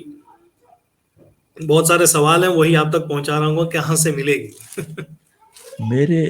میرے جو پبلشر ہیں وہ یہ کہتے ہیں کہ ہم اگر یہ کتابیں انٹرنیٹ میں ڈال دیں تو پھر انہیں کوئی خریدے گا نہیں. اچھا وہ بات بھی سمجھ میں آتی ہے, لیکن 3 کتابیں میری کم سے کم, شیر دریا, کتب خانہ اور جڑیلی سڑک, علی گڑھ سے شائع ہوئی, اور پبلشر نے مجھے بتایا کہ ہم نے 1,000 جلدیں چھاپی ہیں اور یہ 8-9 سال میں فروخت ہوتی ہیں. اتنی کم اردو کتابیں خریدی جاتی ہیں. چنانچہ میں نے ان سے کہا کہ آپ باقی کتابیں بھی چھاپ لیں, چھپی ہوئی تو ہیں, آپ ان کا عکس اتار کے چھاپ لیں, کام آسان ہے. تو انہوں نے کہا کہ نہیں, بہت دیر میں فروخت ہوتی ہیں اور سرمایہ اس میں پھنس جاتا ہے. تو وہ کتابیں ریختہ پر دستیاب ہیں. ریختہ, قدرت نے اردو زبان کو بہت بڑا تحفہ دیا ہے ریختہ کے نام سے. بے شک, بے شک. آپ کی 13-14 کتابیں وہاں میں نے دیکھی اور بہت جی خوش ہوا. اور میں ناظرین کو بھی یہی گزارش کرتا ہوں کہ وہ ریختہ پہ ضرور جائیں. جب آپ وہاں سرچ کریں گے رضا علی عابدی, ہندی, اردو اور انگریزی, جس میں بھی آپ ٹائپ کریں گے نام مل جائے گا. تو ان کی 13 یا 15 کتابیں میں وہاں دیکھ پایا ہوں, تو آپ بھی ضرور دیکھیں. مقیم خان صاحب ہیں, وہ کہہ رہے ہیں کہ آپ مہاراشٹرا برسوں پہلے آئے تھے, تو مجھے یہ اعزاز ہے کہ میں آپ کے ساتھ کچھ دیر جو ہے ریکارڈنگ کے لیے آگے پیچھے جو تاریخی مقامات تھے وہاں آپ کے ساتھ رہا, اور آج مدتوں بعد آپ کو دیکھ پایا. ایک نام اور یہاں میری نظر سے گزرا تھا, رئیس ہیں کوئی, میں وہاں تک پہنچنے کی کوشش کرتا ہوں. اور رئیس احمد قریشی صاحب تو وہ بھی کہہ رہے ہیں کہ 91 میں BBC لندن یعنی آفس میں گیا تھا تو وہاں آپ سے ملاقات ہوئی تھی. وہ محبت شفقت آج ان کو کہہ رہے ہیں کہ ان کی مہمان نوازی نہیں بھلا سکتا. تو بہرحال یہاں وہ سارے دوست احباب جو آپ کو سن کر بڑے ہوئے ہیں, بہت سارے نام ہیں یہاں, کس کا نام لوں. راکیش دلبر سلطان پوری صاحب ہیں, وہ بھی کہہ رہے ہیں کہ میرا سلام پہنچا دیجئے. اشوک صاحب ہیں, سبیہ ریاض احمد صاحب ہیں, بہت سارے نام ہیں. دوبے صاحب کہہ رہے ہیں کہ بہت عمدہ. کیونکہ سوالات سے سوالات نکلتے جائیں گے اور 1 گھنٹہ ہمارا ہو گیا. اس بیچ میں شعر و ادب کی بھی بات کروں گا, اس لیے کہ آپ کو ادبی محفلوں میں بھی بلایا جاتا ہے. شعر کی یعنی میں کہوں گا کہ شعر فہم بھی ہیں آپ, ادب نواز ادب شناس بھی ہیں. تو آج کا جو دور ہے, اس دور میں جو شاعر یا شاعرات ہیں, اس سے پہلے بھی آپ نے میر کا بہت خوبصورت یعنی ایک شعر پڑھا, وہاں سے اندازہ لگتا ہے. اردو کی جس مناسبت سے آپ نے گفتگو کی وہ بھی ہم تک یعنی وہ ہمارے ذہن جو ہیں واہ ہو گئے ہیں ان کے دریچے, کہ آپ سے علم و ادب کی بھی بات کی جائے, شعر و ادب کی بھی. اس وقت جو شعری منظرنامہ ہے, جو ادبی منظرنامہ ہے, کیا لگتا ہے کہ وہ جو ایک وقت ہم جاسوسی ناول اور اتنے طویل ترین ناول پڑھا کرتے تھے, اپنا بہت سارا وقت کتابوں میں گزارا کرتے تھے, آج ایسا شاید کہیں ہمیں دیکھنے میں نہیں مل رہا ہے. شعر یعنی شاعری کے اگر ہم میدان میں دیکھیں تو وہاں بھی وہ شعر نہیں ہیں جو پہلے ہوا کرتے تھے, معیار بدل گئے ہیں. حسن اور وہ گلو لالا شراب شباب آج کیا ہے, اس منظر نامے پہ بھی کچھ اگر گفتگو ہو جائے. میں اکثر لوگ مشاعروں کی صدارت مجھ سے کرواتے ہیں. میں ہمیشہ ہنسا کرتا ہوں, کہا کرتا ہوں کہ عموماً سب سے سینئر جو شاعر ہوتا ہے وہ صدر بنا کرتا ہے, سب سے آخر میں وہی پڑھا کرتا ہے. تو کہنے فکر نہ کیجیے, سب سے آخر میں آپ ہی کو موقع دیں گے, لیکن آخر میں مجھ سے تقریر کرواتے ہیں. میں ہمیشہ شاعروں سے, خصوصاً شاعروں سے, نثر نگاروں سے تو الگ, میں ہمیشہ کہا کرتا ہوں کہ آپ اپنے زمانے کے مورخ ہیں. آپ اپنے شعروں میں اپنے وقت کی تاریخ لکھیے, آپ کے شعر حوالہ بنیں گے. حبیب جالب نے جو شعر کہے ہیں وہ آج تک دہرائے جائیں گے. فیض احمد فیض کا جو کلام انقلابی کلام ہے, آج تک گایا جا رہا ہے, عوام گاتے ہیں. تو یہ سب چیزیں جو ہیں محفوظ رہیں گی, جاری رہیں گی, کتاب رہے نہ رہے. میں ہمیشہ کہا کرتا ہوں کہ تصنیف کی کمال یہ ہے کہ مصنف رہے نہ رہے, تصنیف رہ جاتی ہے. تو لکھیے, چھاپیے, کتابیں چھاپیے, اور رہیں گی کتابیں. تو اس سلسلے میں بڑا کام ہو رہا ہے. آپ نے ناولوں کا ذکر کیا, مختصر کہانیوں کا, افسانوں کا ہمارے یہاں رواج ہے. اردو نثر میں افسانوں کا بڑا مقام ہے, اور افسانوں وہ کہتے ہیں کہ اردو ادب کا جھومر ہیں افسانے. لیکن اب یہ کچھ کتابیں آئیں میرے پاس. سب رنگ ڈائجسٹ ایک رسالہ نکلا کرتا تھا, اس میں کہانیاں چھپا کرتی تھیں, دنیا بھر کی کہانیاں اور خوبصورت کہانیاں. اب وہ رسالہ تو ادھر ادھر ہو گیا, لیکن وہ کہانیاں ابھی باقی ہیں, آج تک لوگوں نے چھاپ رہے ہیں. اور حیرت انگیز طور پہ, میں انگریزی میں مجھ سے بہت کم کہانیاں پڑھی میں نے, اس میں پڑھی ہیں ایسی حیرت انگیز کہانی. ہمارے افسانہ نگاروں کو چاہیے خدا کے لیے عالمی ادب پڑھیں, ان سے سیکھیں, کیونکہ ہماری کہانی جو ہے منشی پریم چند کے زمانے میں فرانس سے ہی آئی تھی یا انگلستان سے آئی تھی ہماری کہانی. وہ سلسلہ نہ توڑیے, دنیا کا ادب پڑھیے, اور دیکھیے لوگوں نے کہاں کا کوڑی, دور کی کوڑی لے کے آئے ہیں, ایسی کہانیاں بیان کرتے ہوئے بھی جی خوش ہوتا ہے. تو اب یہ افسانہ جو ہے, ہر ایک افسانہ لکھنے لگا, لیکن خواتین بہت افسانے لکھنے لگی ہیں, لیکن وہ عموماً خبروں سے جڑی ہوئی ہوتی ہیں, اور آج کل کے حالات کی عکاسی ان میں زیادہ ہوتی ہے. وہ اچھی بات ہے, جو جیسا کہ میں کہتا ہوں شاعروں کو بھی کرنا چاہیے, اپنے دور کی تاریخ لکھیں. شہر آشوب لکھیں, میر نے بھی شہر آشوب لکھے, شہروں کی بدحالی لکھی, اور اپنے دور کے مصائب لکھے. یہ سب ضرور لکھیں, لیکن یہ ہے کہ غیر ملکی ادب اور بیرونی ادب سے رابطہ نہ توڑیں، سیکھیں ان سے، کیونکہ وہ ہم سے سیکھتے ہیں. ہمارا بہت سا ادب اب انگلستان میں پہنچنے لگا ہے. انگریزی ہندوستان میں انگریزی ناول، انگریزی کتابیں بہت لکھی جا رہی ہیں، پاکستان میں بھی لکھی جا رہی ہیں، شارٹ اسٹوریز لکھی جا رہی ہیں. تو اور ہمارے ترجمے بھی ہو کے پہنچے ہیں انگریزی دنیا میں. نیر مسعود رضوی کی کہانیاں حیرت انگیز کہانیاں ہیں، بالکل نئی طرح انہوں نے ڈالی کہانی میں، وہ انگریزی میں ترجمہ ہوئی ہیں، پہنچی ہیں دور دور تک. تو یہ سب کام ہو رہے ہیں، ہوتے رہنے چاہیے، اچھی بات ہے. لیکن یہ کہ دنیا سے کٹ کے نہ رہیں، دنیا کو سکھائیں ضرور لیکن سیکھیں بھی. یہ دونوں عمل ضروری. بے شک، بہت ہی خوبصورتی سے میں یہ بھی جاننا چاہوں گا اس بیچ میں کہ یہ سفر جو ہے علمی، ادبی اور آپ کا یہ تحقیقی اور آپ کے جتنے بھی تجربات اور احساسات ہیں، یہ ایک بہت بڑا قیمتی سرمایہ ہے ہمارے لیے.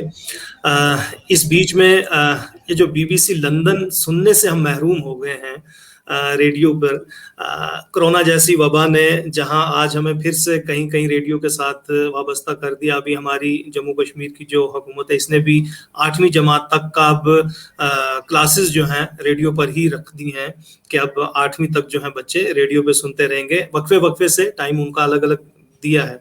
ایسے میں مطلب ریڈیو سے بی بی سی لندن کا کٹ جانا، یہ کیا وجوہات ہیں؟ کیا اس سے بھی کچھ آپ کو اس حوالے سے کچھ اگر بات کہنا چاہیں؟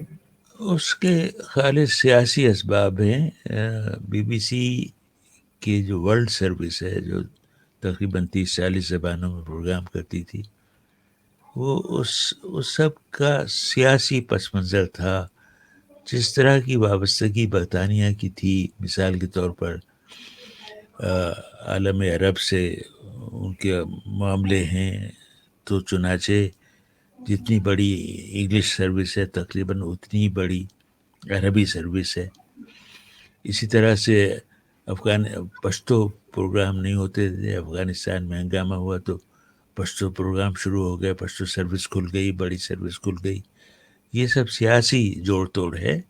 اور چنانچہ اب دنیا بدل گئی، ٹیلی ویژن کا غلبہ ہے، ریڈیو پیچھے رہ گیا. ٹیلی ویژن جو ہے وہ تمام حدیں پھلانگ کے، ہم کتنی مشکل سے لندن سے براڈ کاسٹ کرتے تھے. وہ پھر عدن کے پاس ایک جزیرے میں ہم نے اپنا بوسٹر لگایا تھا، وہ لندن کی نشریات وصول کر کے اور بوسٹر سے دوبارہ نشر کر کے انڈیا پاکستان کے لیے وہ نشر کرتے تھے. تو کیا کیا جتن کرنا پڑتے تھے، پھر بھی آواز کمزور ہو گئی تھی. اور آخر میں تو یہ ہوا تھا کہ اردو سروس کے پہلو میں چینی سروس پیکنگ سے آنے لگی تھی، جو اس پہ ڈومینیٹ کرنے لگی تھی. خاص طور سے سری نگر میں، کشمیر میں، وادی میں ہماری پروگرام سننے میں لوگوں کو دشواری ہو رہی تھی، چینی زبان حاوی آ گئے تھے. تو وہ دشوار زمانہ تھا، وہ گزر گیا. اب ٹیلی ویژن کا زمانہ ہے جس کے لیے کوئی سرحدیں نہیں، وہ سب پھلانگ جاتا ہے. ٹیلی ویژن ساری دنیا میں پہنچ گیا اور اس میں کشش ہے، اس کو سننے جانے توجہ اپنی طرف کھینچتا ہے ٹیلی ویژن، تصویر کی وجہ سے، آواز کی وجہ سے. تو سحر بین جو ہے وہ تمام عوام جو ہے وہ سننا پسند کرتی ہے، ہاں، ہندی میں ہے، انگریزی میں ہے. سیربین آپ کو پتہ ہے کہ وہ گاؤں دیہات میں ایک ڈبہ ہوتا تھا، اس میں گول کھڑکی کھلی ہوتی تھی، اس میں لینس لگا ہوا ہوتا تھا، اس میں بچے اندر جھانکتے تھے، اندر تصویریں چلتی تھیں، اس کو سیربین کہتے تھے. تو آپ نے بھی سحربین کہا، وہ سیربین ہے، سیر کراتی تھی. بعض لوگ اس کو خیر دین کہتے تھے، خیر دین. تو اس طرح کے لفظ بگڑ جاتے ہیں. تو وہ سیربین جو ہے وہ بہت پاپولر تھا، اس کا زمانہ تھا، ختم ہو گیا. ابھی بی بی سی سے کچھ نہ کچھ ہوتا رہتا ہے، انٹرنیٹ پہ بھی ہیں اور ٹیلی ویژن پہ بھی سیربین ہوتا ہے. مگر ظاہر ہے زمانہ بدل گیا، ہر چیز بدل گئی، نہ ویسے لوگ جب آپ ایک ہی ادارے میں رہ کے بہت سارے زبانوں کے، جو میں کہوں گا کہ ایکسپرٹ ہوا کرتے تھے آپ، اور آپ کی آواز، آپ کا یعنی آپ کی ایک پہچان بنتی تھی. کبھی ہم براہ راست کوئی خبر مل جانا اور اس کی تشہیر کرنا، براہ راست اس کو پبلک یعنی عوام تک پہنچانا. اس بیچ میں ایک پہلے یہ نام آپ تک پہنچا دوں، معیز ہاشمی صاحب ہیں، وہ بھی کہہ رہے ہیں کہ آپ جب اورنگ آباد آئے تھے تو میرے والد محترم نے ایک انگلش گرامر جو ہے آپ کو تحفتاً دی تھی. وہ کہہ رہے ہیں کہ تو شکریہ، ان کو بھی یاد ہے، بہت بہت شکریہ.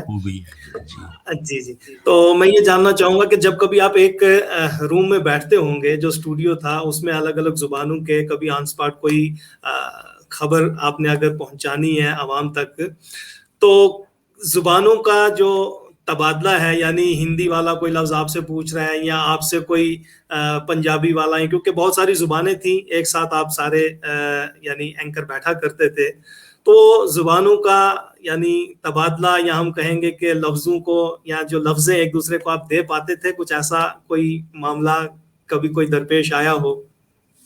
زبانوں کا اختلاط تو نہیں ہوتا تھا، ہر ایک اپنی اپنی زبان میں گم تھا، لیکن اس کا نظام یہ تھا کہ جو ہمارا بش ہاؤس کا بی بی سی کا جو نیوز روم تھا بہت بڑا تھا، بہت بڑا عملہ اس میں کام کرتا تھا.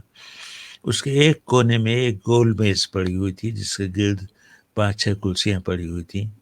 تو جیسے جیسے وقت سورج گزرتا جاتا آگے تو زبانیں کے نشریات بھی آگے بڑھتی چلی جاتی ہیں. تو جب اردو بنگالی اور ہندی کا وقت ہو رہا ہوتا تھا تو اس میز کے گرد اردو، بنگالی اور ہندی کا نیوز ریڈر بیٹھا ہوا اپنی خبروں کا ترجمہ کر رہا تھا، کرتا تھا. یہ رواج تھا. تو اس میں یہ ہوتا تھا کہ چونکہ تینوں زبانیں ایک ہی علاقے کی تھیں تو ایک دوسرے کی مدد کے لیے کبھی کبھی ہاتھ بڑھاتے تھے وہ. تو مجھے یاد ہے ایک زمانے میں، اچھا ہندی تو ابھی 47 میں رائج ہوئی ہے، ہندی کا کوئی رواج نہیں تھا، پہلے اردو کا زمانہ تھا. آل انڈیا ریڈیو سے، یہ آل انڈیا ریڈیو ہے، اب آپ خبریں سنیے جو دلی، بمبئی، لکھنؤ، لاہور اور پشاور سے ایک ساتھ سنائی جا رہی ہیں. یہ اعلان مجھے آج تک یاد ہے. تو انہوں نے ایسی زبان تراش لی تھی جو ان تمام علاقوں کے لیے یکساں تھی، وہ اردو تھی، اسے آپ کہہ لیں کچھ اور. تو اس میز کے گرد بنگالی، ہندی، اردو والے بیٹھتے، خبریں ترجمہ کر رہے ہوتے تھے. مشکل ہوتی تھی، ایک دوسرے کی مدد مانگتے تھے، لیکن سب سے زیادہ مدد ہندی والوں کی بنگالی کرتے تھے. اس میں مشابہت بہت تھی، گاڑی ہندی اور بنگالی میں بہت مشابہت تھی. تو وہ بنگالی جو تھے ہندی والوں کی بہت مدد کرتے تھے. ایک دفعہ لفظ آیا سینسس، مردم شماری. تو ہندی والے نے کہا کہ سینسس کا کیا ترجمہ ہوتا ہے. ہم سے پوچھا آپ بتائیے آپ کیا کرتے ہیں. ہم نے کہا مردم شماری. یہ تو ہمارے لیے قابل قبول نہیں. ہندی بنگالی والوں سے پوچھا آپ سینسس کو کیا کہتے ہیں. انہوں نے کہا آدم شماری. یہ تو اس سے بھی گئے گزرے. یہ تیرے دل میں تو بہت کام رفو کا نکلا تو اور زیادہ بیمار نکلے. آدم شماری. تو پھر پتہ چلا کہ نہیں، جن گننا. میں نے کہا زبان ٹیڑھی ہو کے ایک دن اکڑ کے رہ جائے گی. جن گننا بھیا آدم شماری کہہ دو. کیا ہم کچھ نہیں کہیں گے، ہم آپ کو کچھ نہیں کہیں گے، آپ آدم شماری کہیے. اچھا لفظ ہے، کانوں کو بھی بھلا لگتا ہے. جن گننا میں تو بڑی دشواری ہے. بہرحال اس طرح لطیفے ہوتے رہتے تھے اور ہم لوگ ایک دوسرے سے مدد بہت لیتے تھے. سیکشن، لیکن سب ملنا جلنا، آنا جانا، اٹھنا بیٹھنا، خاص طور سے کینٹین میں یا شام کو کلب میں بیٹھ کے لوگ سب شراب پیتے تھے. سب بہت دوستیاں تھے، ان میں بڑی یاریاں تھیں، بہت دوستیاں تھیں. ایک برا زمانہ آیا تھا جو جھگڑے فساد ہوئے تھے، ورنہ یہ کہ ہم سارے سیکشن مل کے رہتے تھے دوستوں کی طرح اور ایک کنبے کی طرح، کیونکہ کچھ بھی ہو بی بی سی سب میں مشترک تھا. تو اپنے زمانے کے کچھ جس کو ہم کہیں گے کہ وہ دوست، یار، احباب، اگر کچھ نام اگر ذہن میں ہوں جو آپ کے ساتھ بھی رہے یا جو آپ کے سینئر رہے یا جن کی تربیت آپ نے کی. جیسے ابھی حال ہی میں نے ایک انٹرویو سنا مہاپارا صفدر کے ساتھ, تو اس طرح کے کچھ اور نام جو ہمارے ناظرین بھی سن پائیں. جو اردو سروس سے وابستہ ہم لوگ بہت جلدی بھول جاتے ہیں, 2 دن لگاتے ہیں. آج وہ کہتے ہیں آج مرے کل دوسرا دن, ہم بہت جلدی بھول جاتے ہیں. ہمارے سینئر ساتھی تھے اطہر علی, جو مجھ سے پہلے جنگ اقبال سے چھوڑ کر BBC گئے تھے, ہمارے سب سے سینئر ساتھی تھے. اطہر علی بہت اچھے براڈ کاسٹر تھے, بہت اچھے صحافی تھے, تو دنیا انہیں بھول گئی. پھر اسی طرح وقار احمد ہمارے ساتھی تھے, جو بہت سینئر تھے, بہت پڑھے لکھے استاد تھے, اسکالر تھے, اور سیربین عرصے دراز تک انہوں نے سیربین پیش کیا, اور 1-2 بڑے پروگرام کیے, سیاستدانوں کے انٹرویو کیے. تو وقار احمد ہمارے بڑے اچھے. آصف جیلانی ہمارے صحافی تھے پیشے کے اعتبار سے, وہ بعد میں براڈ کاسٹر بنے. اسی طرح مہاپارا صفدر ہیں, ان کو اسلام آباد سے سلیکٹ کر کے میں ہی لایا تھا. اور علی احمد خان ہمارے بہت پاپولر ہمارے دوست تھے, بہت لوگوں میں مقبول تھے.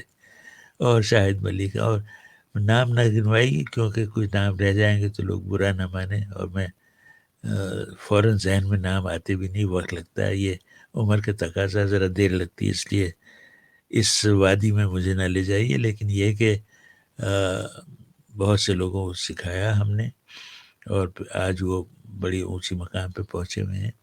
یہ 2 طرفہ عمل ہوا, اور اس سے سب نے فائدہ اٹھایا, ہم نے بھی اور ہم سے چھوٹوں نے بھی اور ہم سے بڑوں نے بھی.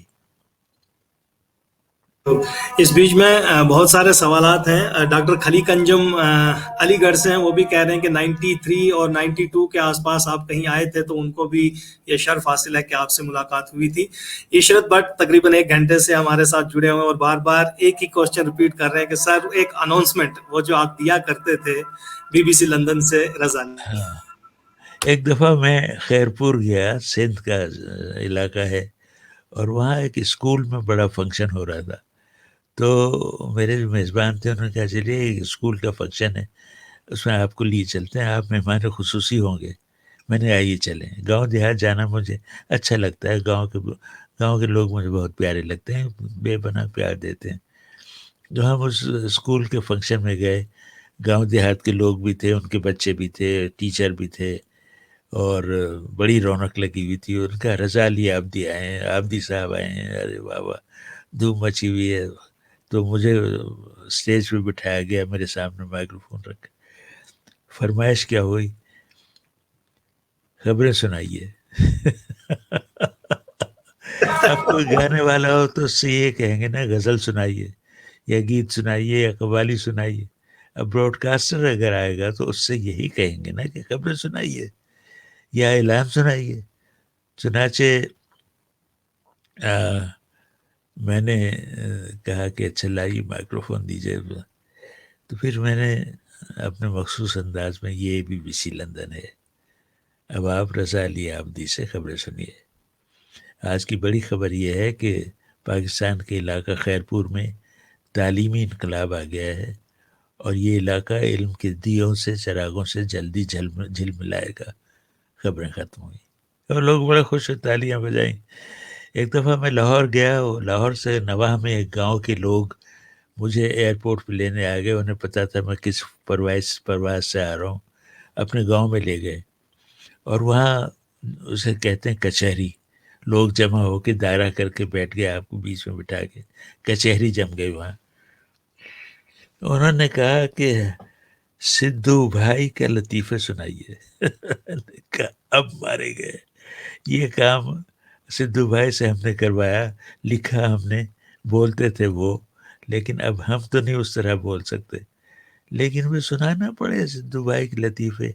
سدھو بھائی, آپ نے آپ کی گفتگو میں میرا پروگرام شاہین کلب کا ذکر نہیں آیا. شاہین کلب کہنے کو بچوں کا پروگرام تھا, لیکن بقول شخص سے 8 سے 80 سال تک کے بچے اسے سنتے تھے. اس میں سدھو بھائی کا کردار ہوتا تھا. جو پروگرام پیش کرنے والوں کو ملتا رہا ہر ایک اس پہ تباہ آزمائی کرتے رہے. جب شاہین کلب میرے حصے میں آیا سدھو بھائی کے کردار کو پھر میں نے آسمان تک پہنچایا اور لوگ محظوظ ہوتے تھے, خوش ہوتے تھے, قہقہے لگاتے تھے. ہم اسٹوڈیو میں قہقہے لگاتے تھے, سننے والے گھروں میں ہنستے تھے. اتنی خوشی بکھیرتا تھا وہ پروگرام. سدھو بھائی کا وہ کردار, یادگار کردار, لوگوں کو آج تک یاد ہے. ابھی کل کسی کا میسج آیا تھا کہ سدھو بھائی کے کردار سے لگا کے لفظوں کے سفر تک ایک پورا علاقہ ہے جو ایک پوری تہذیب اپنے اندر لیے ہوئے ہے. تو یہ چیزیں یاد ہیں لوگوں کو اور بڑی اچھی بات ہے. شاہین کلب بہت مقبول پروگرام تھا اور سدھو بھائی ایک بار وہ اتنے مقبول ہوئے, ان کے نام, اچھا وہ حلوے کا ذکر کرتے تھے تو ڈاک سے حلوے کے پارسل آنے لگے اور بی بی سی والے حیران ہوئے کہ یہ پارسل آتا تھا اس پہ لکھا ہوتا تھا سدھو بھائی. بی بی سی میں جو ڈاک بانٹنے والا ڈپارٹمنٹ تھا وہ کہتے یہ سدھو بھائی کون ہے, ان کے نام حلوے کے پیکٹ آ رہے ہیں.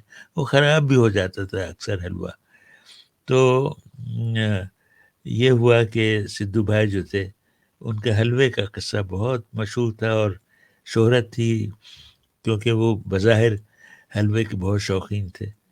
تو لیکن مر گئے بیچارے اور دنیا نے انہیں بہت یاد رکھا اور اب تک لوگ ان کا ذکر کرتے ہیں. تو ایسے بہت سے کردار بے ریڈیو شک پہ بے شک ایسے آپ کے قلم سے بہت سارے کرداروں نے میں کہوں گا کہ جنم لیا اور ایک پہچان بھی بنائی. اس بیچ میں کہیں آپ کا قلم شعر کی طرف بھی کہیں چل پڑا کہ نہیں, شعر کہے ہوں تو اگر آج ہم ان شعروں کو بھی سن پائیں تو میں ناظرین یہ بھی بتاتا چلوں کہ ان کی جو علمی ادبی کاوشیں ہیں ان کو سراہتے ہوئے بہت کچھ نوازا جا سکتا ہے, نوازا گیا بھی ہے. جیسے کہ میں آپ کو بتاتا چلوں اسلامیہ یونیورسٹی بہاولپور جو ہے ان کو ڈاکٹریٹ کی اعزازی ڈگری سے بھی نواز چکی ہیں اور اس بیچ میں اعتراف کمال جیسا ان کو ایوارڈ مل چکا ہے, لٹریچر ایوارڈ مل چکا ہے اور ہم بس محبتوں برا ایوارڈ یہی کہیں گے کہ رضا علی عابدی صاحب کی سرپرستی رہے اور انشاءاللہ ہم اس طرح کی گفتگو کرتے رہیں. تو شعر بھی سنیں آج تاکہ میں نے شاعری کبھی نہیں کی اور غزل کبھی نہیں کہی اور نظم کبھی نہیں کہی, لیکن بچوں کے لیے میں نے شعر کہے اور کہتا ہوں اور فخریہ اعلان کرتا ہوں. ابھی پچھلے ہی ہفتے ایک نظم میں نے لکھی ہے, یہ اس وقت میں سنانا چاہوں گا, ذرا دیکھیے کہ میرے اندر کیا چیزیں چھپی ہوئی ہیں جو ابھی تک ظاہر نہیں ہوئی ہیں. یہ نظم ہے جس کا عنوان ہے زلزلہ بھوکمپ. ایک روز کا ہے واقعہ جب ہر طرف سکھ چین تھا, اپنے گھروں میں لوگ سب مشغول تھے, مصروف تھے, بے فکر بچے خوش تھے اور آپے سے باہر ہو رہے. ایک شور ایسا تھا بپا کانوں میں سب کے درد تھا, اتنے میں سناٹا ہوا, ہر کام جیسے رک گیا. پھر فرش میں جنبش ہوئی, دیوار بھی ہلنے لگی, ایسا لگا کہ اب گری اور اب گری اور اب گری. امی نے پوچھا کیا ہوا, باجی پکاری زلزلہ. اس وقت بالکل یوں لگا سب کچھ وہیں گر جائے گا. سب ڈر کے مارے دوڑ کر گھر بار سارا چھوڑ کر باہر کی جانب چل پڑے. سارے مکان خالی ہوئے, مرغی ہماری اور سب چوزے کھلے دالان میں اس زلزلے سے بے خبر جی بھر کے دانہ چگ رہے. اتنے میں ایک چوزا گرا, ایک اور کو غش آ گیا, ایک اور لڑکھڑا گیا, چوتھے کا سر چکرا گیا.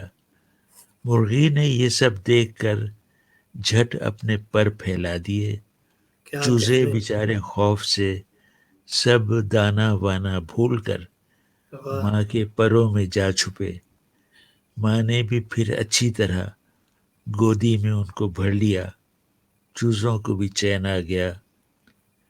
اب خوف ہے کس بات کا, کس بات کا دھڑکا لگا, دیوار لرزے, چھت گرے, وہ جانے چوزوں کی بلا. کیا کہنے, کیا کہنے. واہ, بہت ہی عمدہ. اور یقیناً وہ عوامی لب و لہجہ اور جی. وہ درد, وہ بچوں کی تمام کیفیتیں بے شمار, آہا واہ واہ, بہت عمدہ, جیسی جو میں یہاں اب صرف دکھا ہی سکتا ہوں کہ ایک پوری میں کہوں گا کہ فہرست بنتی جا رہی ہے کہ بہت عمدہ, ماشاءاللہ. بہت خوبصورت. تو ہر میں یہاں دیکھ رہا ہوں, خلیق انجم صاحب ہوں, نصرت علی خان قاضی صاحب ہوں, راکیش دلبر پوری ہوں, سلطان پوری ہوں, میرے عزیز سید سلیم بخاری ہوں, فاطمہ خاتون صاحبہ ہوں, عشرت بھائی ہوں, شوکت صاحب ہوں, ساگر سرفراز ہیں, صادق ہرداسی ہیں, بہت سارے, ملک نظامی صاحب ہیں, عارف محمود صاحب ہیں, مشتاق, ڈاکٹر مشتاق احمد قادری, یہ پروفیسر ہیں دلی یونیورسٹی کے. تو ظہیر احمد ہاشمی صاحب ہیں, اس کے بعد سید حسن قمر رضا صاحب ہیں. بہت سارے نام, اگر کوئی رہ جائے تو میں معذرت چاہوں گا. بہت ہی خوبصورتی سے سنبل صبیحہ صاحبہ خود شاعرہ ہیں, اور یقیناً جب ایک شاعر کسی شاعر کی نظم سنتا تو ضرور عارف محمود صاحب ہیں کہ کمال کی نظم ہے. خورشید اکرام منا صاحب ہیں, راشد خان صاحب ہیں پاکستان سے. تو میں چاہوں گا کہ یہ جتنا بھی ایک واہ واہ اور آہا کا ایک سلسلہ بنا ہے, تو ایک نظم اور ہم سنیں, اگر آپ کے اس وقت دسترس میں ہے وہ سارا. اگر وقت ہو تو ایک کہانی سنا دوں میں, عطا, چھوٹی سی کہانی. جی جی ضرور 5-1 منٹ لگیں گے, لیکن یہ کہ آپ ضرور خوش ہوں گے سن کے. یہ بڑا ہمارے لیے قیمتی و حساسہ ہوگا. جی.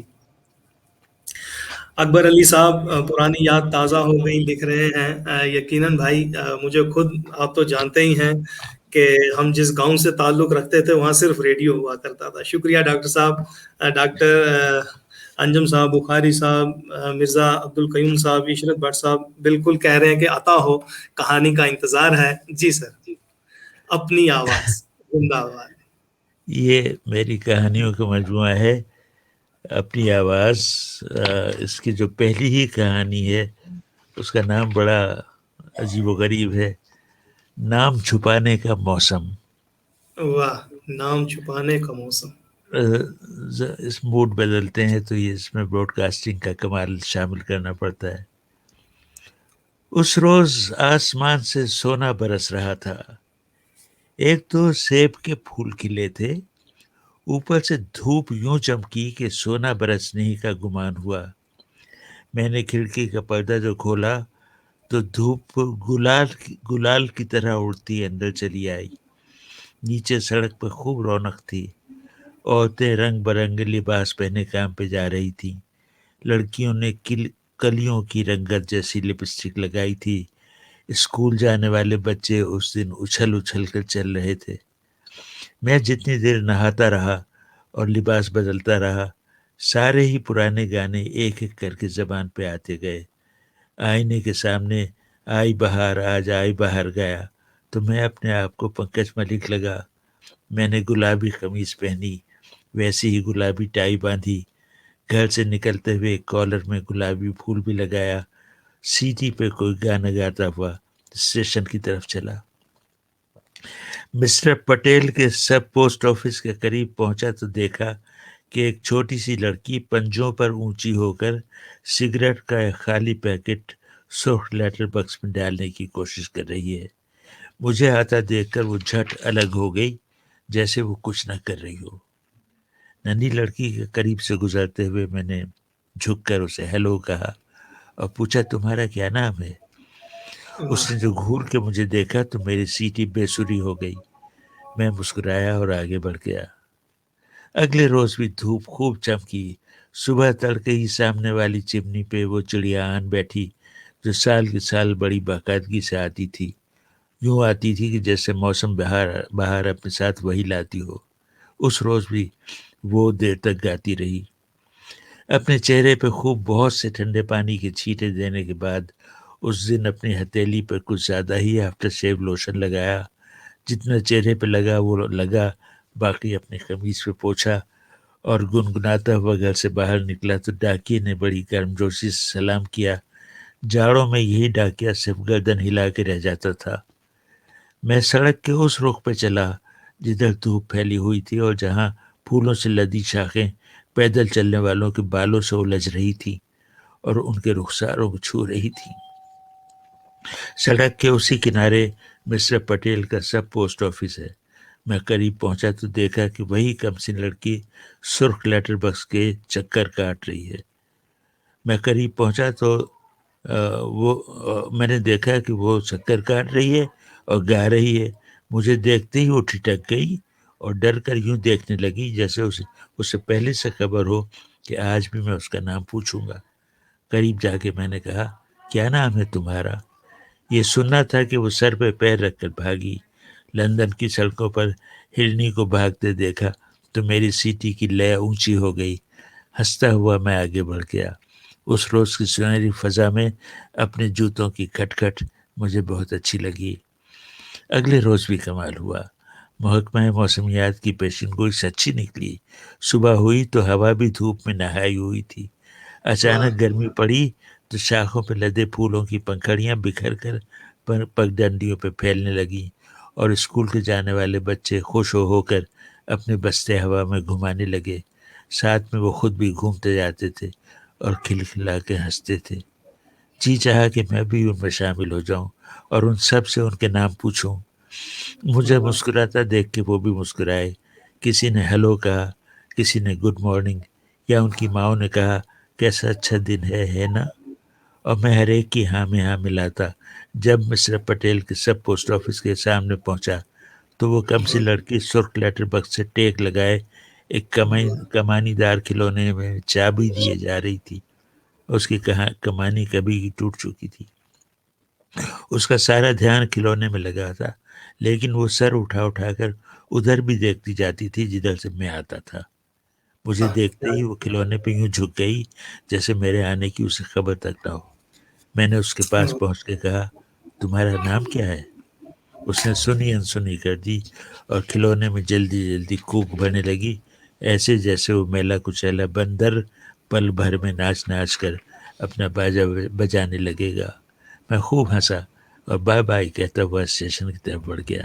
سڑک پر پھولوں کی اتنی زیادہ پکڑیاں بکھری ہوئی تھیں کہ جوتوں میں وہ کل جیسی کھٹکھٹ نہ تھی, مگر میں خوش تھا.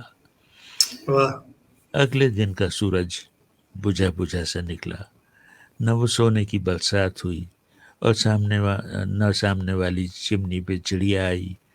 گہرے کالے بادل نیچے اتر آئے تھے اور اندھیری سڑکوں پہ چلنے والی ہوا بھی ٹھنڈی تھی.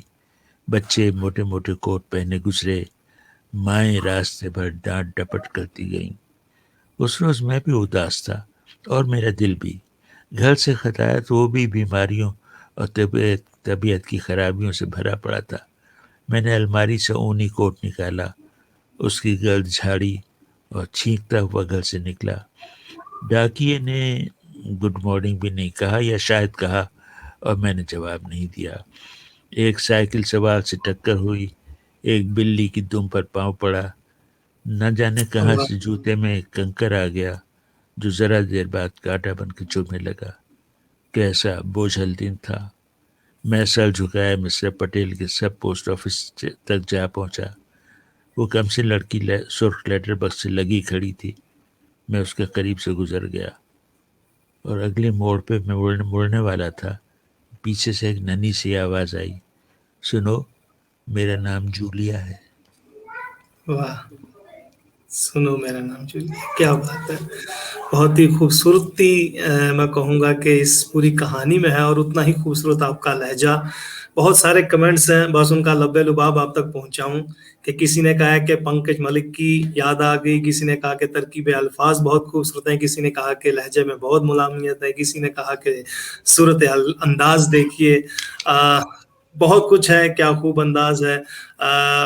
واہ واہ, یعنی ان گنت میسیجز ہیں, تشبیہات ہیں, استعارات کے حوالے سے بات ہے, خوبصورت ہے, تخلیقی جملے ہیں, یہ مزین کاری ہے, آنکھیں نم کر دی آپ نے. نصرت علی خان قاضی صاحب کہہ رہے ہیں.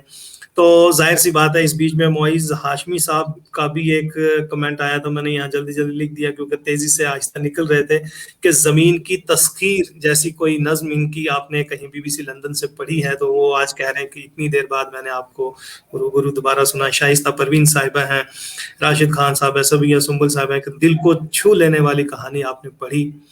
تو ظاہر سی بات ہے یہ ہمارے لیے بھی موقع میں کہوں گا کہ غنیمت ہے کہ ہم اتنی خوبصورت کہانیاں جو ہیں اس کہانی کار سے سن رہے ہیں، کہ جو صرف ہم آواز سنتے تھے آج نہ صرف یعنی آڈیو نہیں بلکہ ویژول بھی ہے. تو آڈیو ویژول دور میں ابھی میں آپ کا جب ایک پرانا وہ سن رہا تھا، کہیں آپ نے کہا ہے کہ ہم سے وہ بہت چیزیں جو یعنی ریکارڈ ہو جانی چاہیے تھی نہیں ہوئی، وہ زمانہ اور تھا. بڑا سارا ایک آپ کہتے ہیں کہ CD ہوا کرتی تھی، اور اس پہ یعنی مہینے بعد جو ہے دوبارہ سے ریکارڈ ہو جاتا تھا، اور بہت کچھ ریکارڈ رکھنے والا جو ہے وہ ضائع بھی ہو جاتا تھا. آج کل تو چھوٹی چھوٹی میں کہوں گا کہ کیسٹس ہیں یا بہت سارے نئے متبادل طریقے ہیں، پین ڈرائیوز ہیں، گوگل ڈرائیو ہے، جہاں ہم اپنی سماعتیں اپنے مناظر جو ہیں قید کر سکتے ہیں.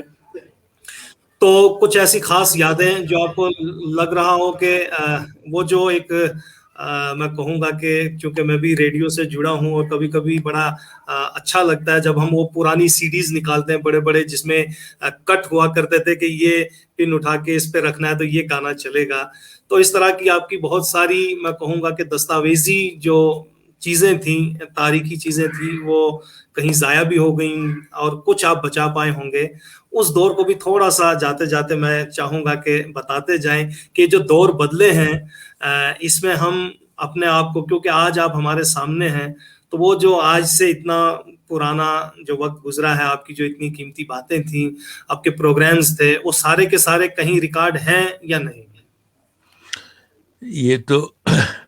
یہ تو نام چھپانے کا موسم آ گیا. اب یہاں سے دکھ بھری داستان شروع ہوتی ہے. ہماری ریکارڈنگز کا ذخیرہ، اس کا بڑا حصہ ضائع ہو گیا اور تلف ہو گیا. ہمارے پرانے ٹیپ بش ہاؤس کے تہخانے کی ایک کوٹری میں رکھ دیے گئے تھے. لندن کا موسم بہت ہی ناقص ہے، تو وہاں پھپھوند لگی، اور وہ اتنی خطرناک پھپھوند تھی کہ اس کمرے میں جانا اور ان ٹیپوں کو ہاتھ لگانا اور نکالنا رکھنا خطرناک تھا صحت کے لیے. چنانچہ اس کو صحت کے لیے مضر قرار دے دیا گیا، اور وہ سارے ٹیپ نکال کر ظاہر ہے کہ ضائع کر دیے گئے. تو وہ اور پھر ہمارے جو ٹیپ اس تہخانے میں نہیں رکھے تھے، ہمارے دفتر میں رکھے تھے، وہ بچ گئے ہیں، لیکن وہ کہاں ہیں، کس کی تحویل میں ہیں، میں چلا آیا مجھے پتہ نہیں، لیکن سنا ہے محفوظ. شاہین کلب کے 9 سال کے ٹیپ، میں نے شاہین کلب 9 سال تک کیا، انجمن 9 سال تک کیا. تو انجمن تو نہیں، لیکن شاہین کلب کے منتخب 24-25 ٹیپ میں نے رکھ دیے تھے، وہاں چھوڑ دیے تھے. سنا ہے محفوظ ہیں، لیکن جو اچھا کام ہوا، وہ جو 4 میرے بڑے پروگرام ہیں، کتب خانہ، جرنیلی سڑک، شیر دریا اور ریل کہانی، وہ چاروں ڈیجیٹل ہو گئے، CD پر آ گئے. کسی نے 2 CD ہر پروگرام کو بنائے. میں چوری کہے یا کوئی ڈاکہ کہے یا کچھ بھی کہے، میں ایک CD اپنے گھر میں لے آیا جو یہاں میرے پاس رکھی ہے. خدا کا شکر ہے وہ ریکارڈنگ محفوظ ہے. یہ میرے 4 پروگرام پھر میں نے دن رات ایک کر کے ان سب کو یوٹیوب پہ ڈال دیا. یوٹیوب پر میرا چینل رضا عبدی کے نام سے، اور جرنیلی سڑک، شیر دریا، کتب خانہ، ریل کہانی، سارے پروگرام میری آواز میں جو کہ تم یوٹیوب پہ پڑے ہیں. آپ جب چاہیں سن سکتے ہیں. میری آواز سے زیادہ جو معلومات اس میں ذخیرہ ہے وہ حاضر ہے، کھلا ہے ہر ایک کے لیے. یوٹیوب پہ کوئی پابندی نہیں ہے، اگر آپ سن سکتے ہیں جب چاہیں آپ میرے پروگرام سن سکتے ہیں. جو بڑا ذخیرہ ضائع ہو گیا، میں نے بچوں کے گیت لکھے تھے، ان کی طرزیں بنائی تھی، میں نے باجا بجایا تھا، اور یا باہر سے کسی نے آ کے مدد کی تھی یا کسی نے گٹار بجایا. سہیل رانا جو سب سے بڑے پاکستان کے موسیقار تھے, انہوں نے میرے ایک گانے کی طرز بنائی اور ساتھ میں پیانو بجایا. بچوں کے گانے ریکارڈ کیے تھے ہم نے. وہ اتفاق سے ایک کیسٹ میں بچے رہ گئے, ورنہ وہ بھی پھینک دیے گئے اس ذخیرے کے ساتھ. بہت بڑا نقصان ہوا, بڑی چیزیں ضائع ہو گئیں. وہاں ہوا یہ کہ میرے آنے کے بعد انہوں نے اعلان کیا کہ یہ ایک بڑا باکس ہے, ٹیپوں سے بھرا ہوا ہے, اس میں دیکھ لو, اپنے اپنے ٹیپ نکال لو, باقی کو ضائع کیا جائے گا, کیونکہ کہاں رکھے ہیں ذخیرہ. تو لوگوں نے اپنے اپنے ٹیپ نکال لیے. اس میں میرے بچوں کے گانے تھے. میں چونکہ وہاں سے جا چکا تھا, میں نے وہ سب اٹھا کے کہیں ردی میں پھینک دیے گئے, وہ سب ضائع ہو گئے. دل دکھتا. اتفاق سے وہ کیسٹ پہ وہ گانے محفوظ تھے. میں نے درجنوں پروگرام کیسٹ پہ شفٹ کر لیے تھے. وہ سارے کیسٹ میری الماری میں رکھے تھے, وہ الماری کھو گئی شفٹنگ میں, اور وہ ٹیپ ضائع ہو گئے. بڑا نقصان ہوا. لیکن اب سنا ہے کوئی صاحب اردو کے پرانے ریکارڈنگز پہ کام کر رہے ہیں اور انہیں ترتیب دے رہے ہیں. تو جو بچ گئے ہیں, خدا کرے, اب ہر چیز ڈیجیٹل ہو گئی ہے. بے شک بے شک. اتنے سے میموری کارڈ میں اب پوری 3 گھنٹے کی فلمیں, تو اب وہ اتنے سے میموری کارڈ میں وہ ساری چیزیں سما سکتی ہیں. اسپیس کا مسئلہ نہیں ہے. تو خدا کرے جو بچ گئے ہیں وہ اللہ کرے محفوظ ہو جائیں. میرے کام نہیں, لیکن میرے بعد میں آنے والوں کے کام آئیں گے. یہ بڑا ذخیرہ ہے, یہ زمانہ دوبارہ کبھی نہیں آئے گا. یہ بے یادگار شک. زمانہ. جو یادگار زمانہ تھا, اور جو آپ کی چیزیں جہاں آپ نے دن رات, کیونکہ آپ نے لکھا ہے کہ جو راتیں آپ نے صحافت کو دیں, اور پھر کس طرح سے وہ وقت, وہ پوری عمر یعنی 40 سال بہت ہوتے ہیں, وہ اثاثہ آپ کے پاس ہونا چاہیے تھا. بہرحال وقت بھی ایسے نکلتا جا رہا ہے کہ ہم ڈھیروں باتیں کرنے کے ابھی بھی متمنی تھے. بہرحال باتیں ہوتی رہیں گی. اس بیچ میں تحریک بقائے اردو کا ایک خاص میں کہوں گا کہ مقصد جس کے تحت ہم نے یہ پروگرامز جو ہیں رکھے ہیں, یہ سلسلہ رکھا ہے, وہ یہ ہے کہ ہم جہاں کہیں بھی ہیں, چاہے ہم سارک ممالک میں ہوں, خلیج ممالک میں ہوں, یا اردو کے نام سے جو بستیاں اس وقت آباد ہوتی جا رہی ہیں, تمام شاعروں سے, ادیبوں سے, محققین سے, جو اسکالرز ہیں, ان سے بھی یہ پوچھتے رہتے ہیں کہ یہ ایک سانجا, ایک یعنی نیٹ ورک بن گیا ہے. ہم آج اس نیٹ ورک کی بدولت ایک دوسرے سے مل پا رہے ہیں, وہاں کی کہانی سن رہے ہیں, وہاں کے مسائل سن رہے ہیں. تو اس بیچ میں جو ہماری نسلیں ہیں آنے والی, یا جو اس وقت موجودہ ہمارا عہد ہے, اس کے لیے آپ کا کیا پیغام ہوگا؟ اردو کی بقا, اردو کی ترقی, اس کی ترویج کے لیے ہمیں اور کیا کرنا چاہیے تاکہ نہ تو یہ تعصب کا شکار ہو زبان, اور نہ ہی کوئی کسی کو غیر لگے, ایک دوسرے کے ساتھ مل کے شانہ بشانہ اس زبان کی اور میں کہوں گا کہ پذیرائی ہو پائے, ہم اور محبت سے, امن سے جی پائیں. کیا تدابیر ہوں, کیا کچھ ہمیں کرنا چاہیے, کوئی خاص پیغام؟ یہ ایک بالکل الگ مضمون ہے جس پہ گفتگو تفصیل سے ہونی چاہیے اور ہوتی رہتی ہے. لوگ احباب اس سوال پہ غور کرتے رہتے ہیں, اردو کا مستقبل.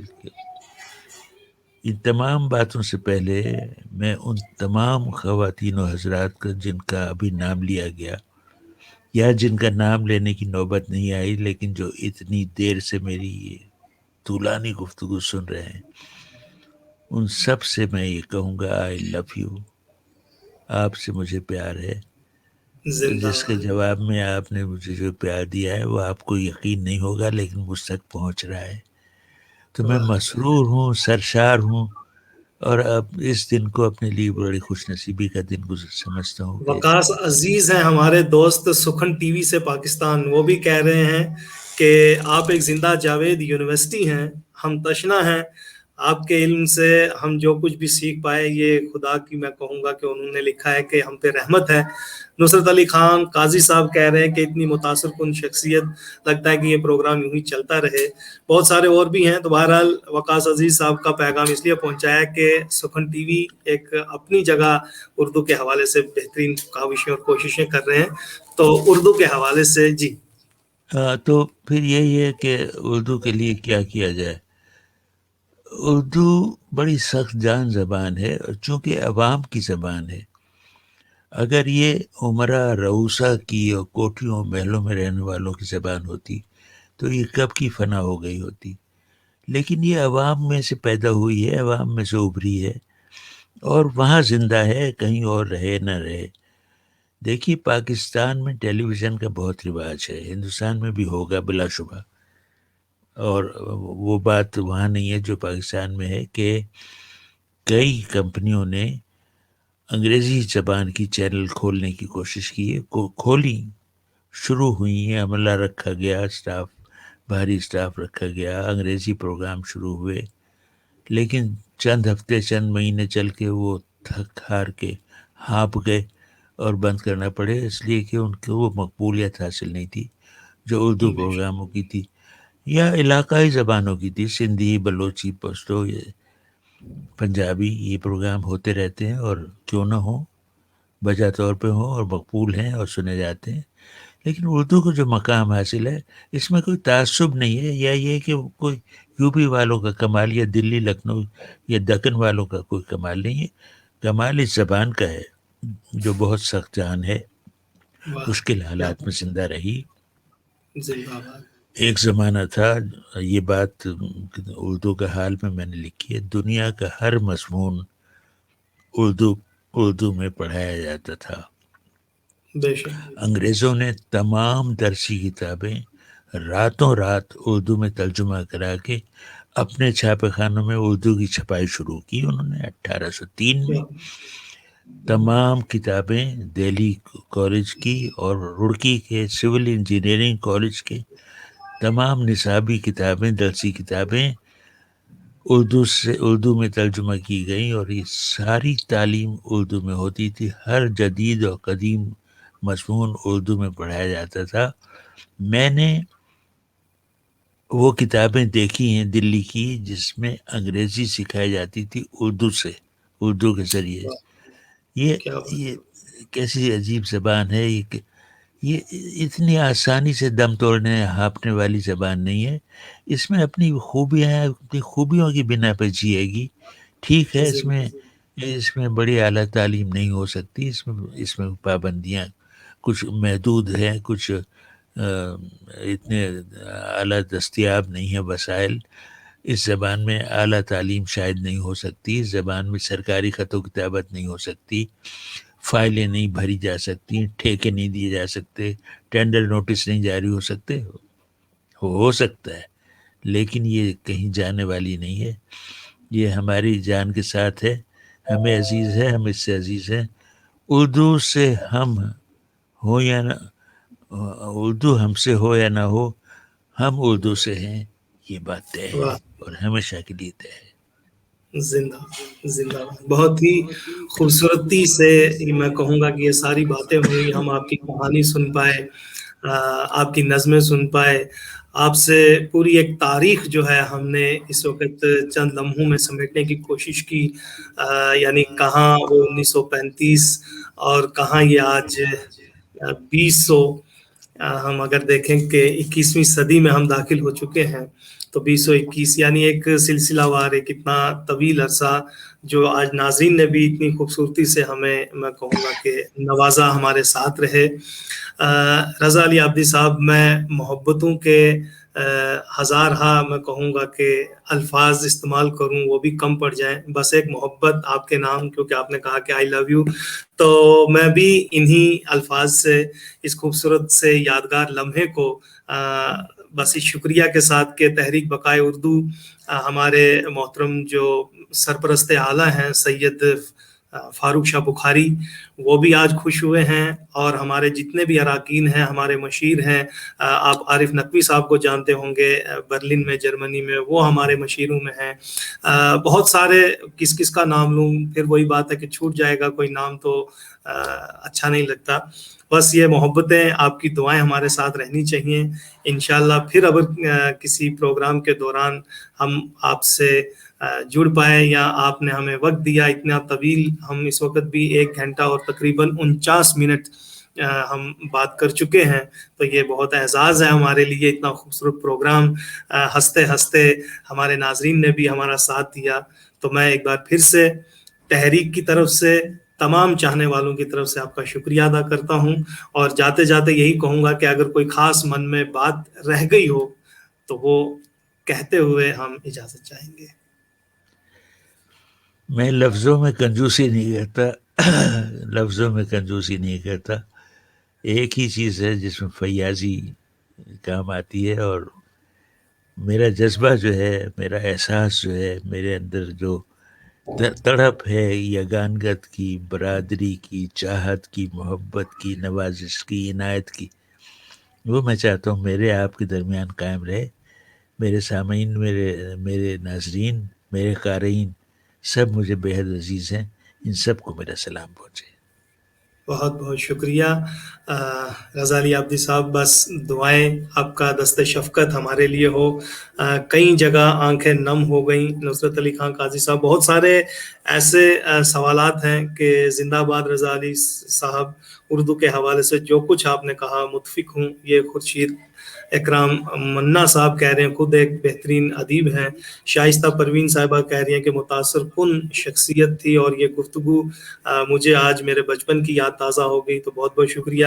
جب میرے والد صاحب رضا علی عابدی صاحب کی آواز میں سنتے تھے تو بہرحال ڈاکٹر مشتاق انجم صاحب ہوں یا تنویر صاحب ہوں، یہاں میں ابھی دیکھ پا رہا ہوں میرے پڑوسی میرے بھائی، اگر ان کا نام نہیں لیا تو بغل گیر بھی ہو سکتے ہیں، فیاض علی آرزو، وہ بھی کہہ رہے ہیں کہ بی بی سی سنا کرتے تھے اور آج ہم نے بی بی سی دیکھا ہے۔ تو بہرحال بہت بہت شکریہ تمام ناظرین کا، تمام سامعین کا، جن کے میں نام نہ بھی لے پایا ہوں ان کا بھی شکریہ، اور جو اس کے بعد ہمیں دیکھیں گے ان سب کا بھی شکریہ ادا کرتے ہوئے رضا علی عابدی صاحب ایک بار پھر سے آپ کا شکریہ، بہت بہت عنایات کہ جو آپ نے ہمیں اتنا وقت دیا، بہت بہت شکریہ۔ شکریہ آپ کا۔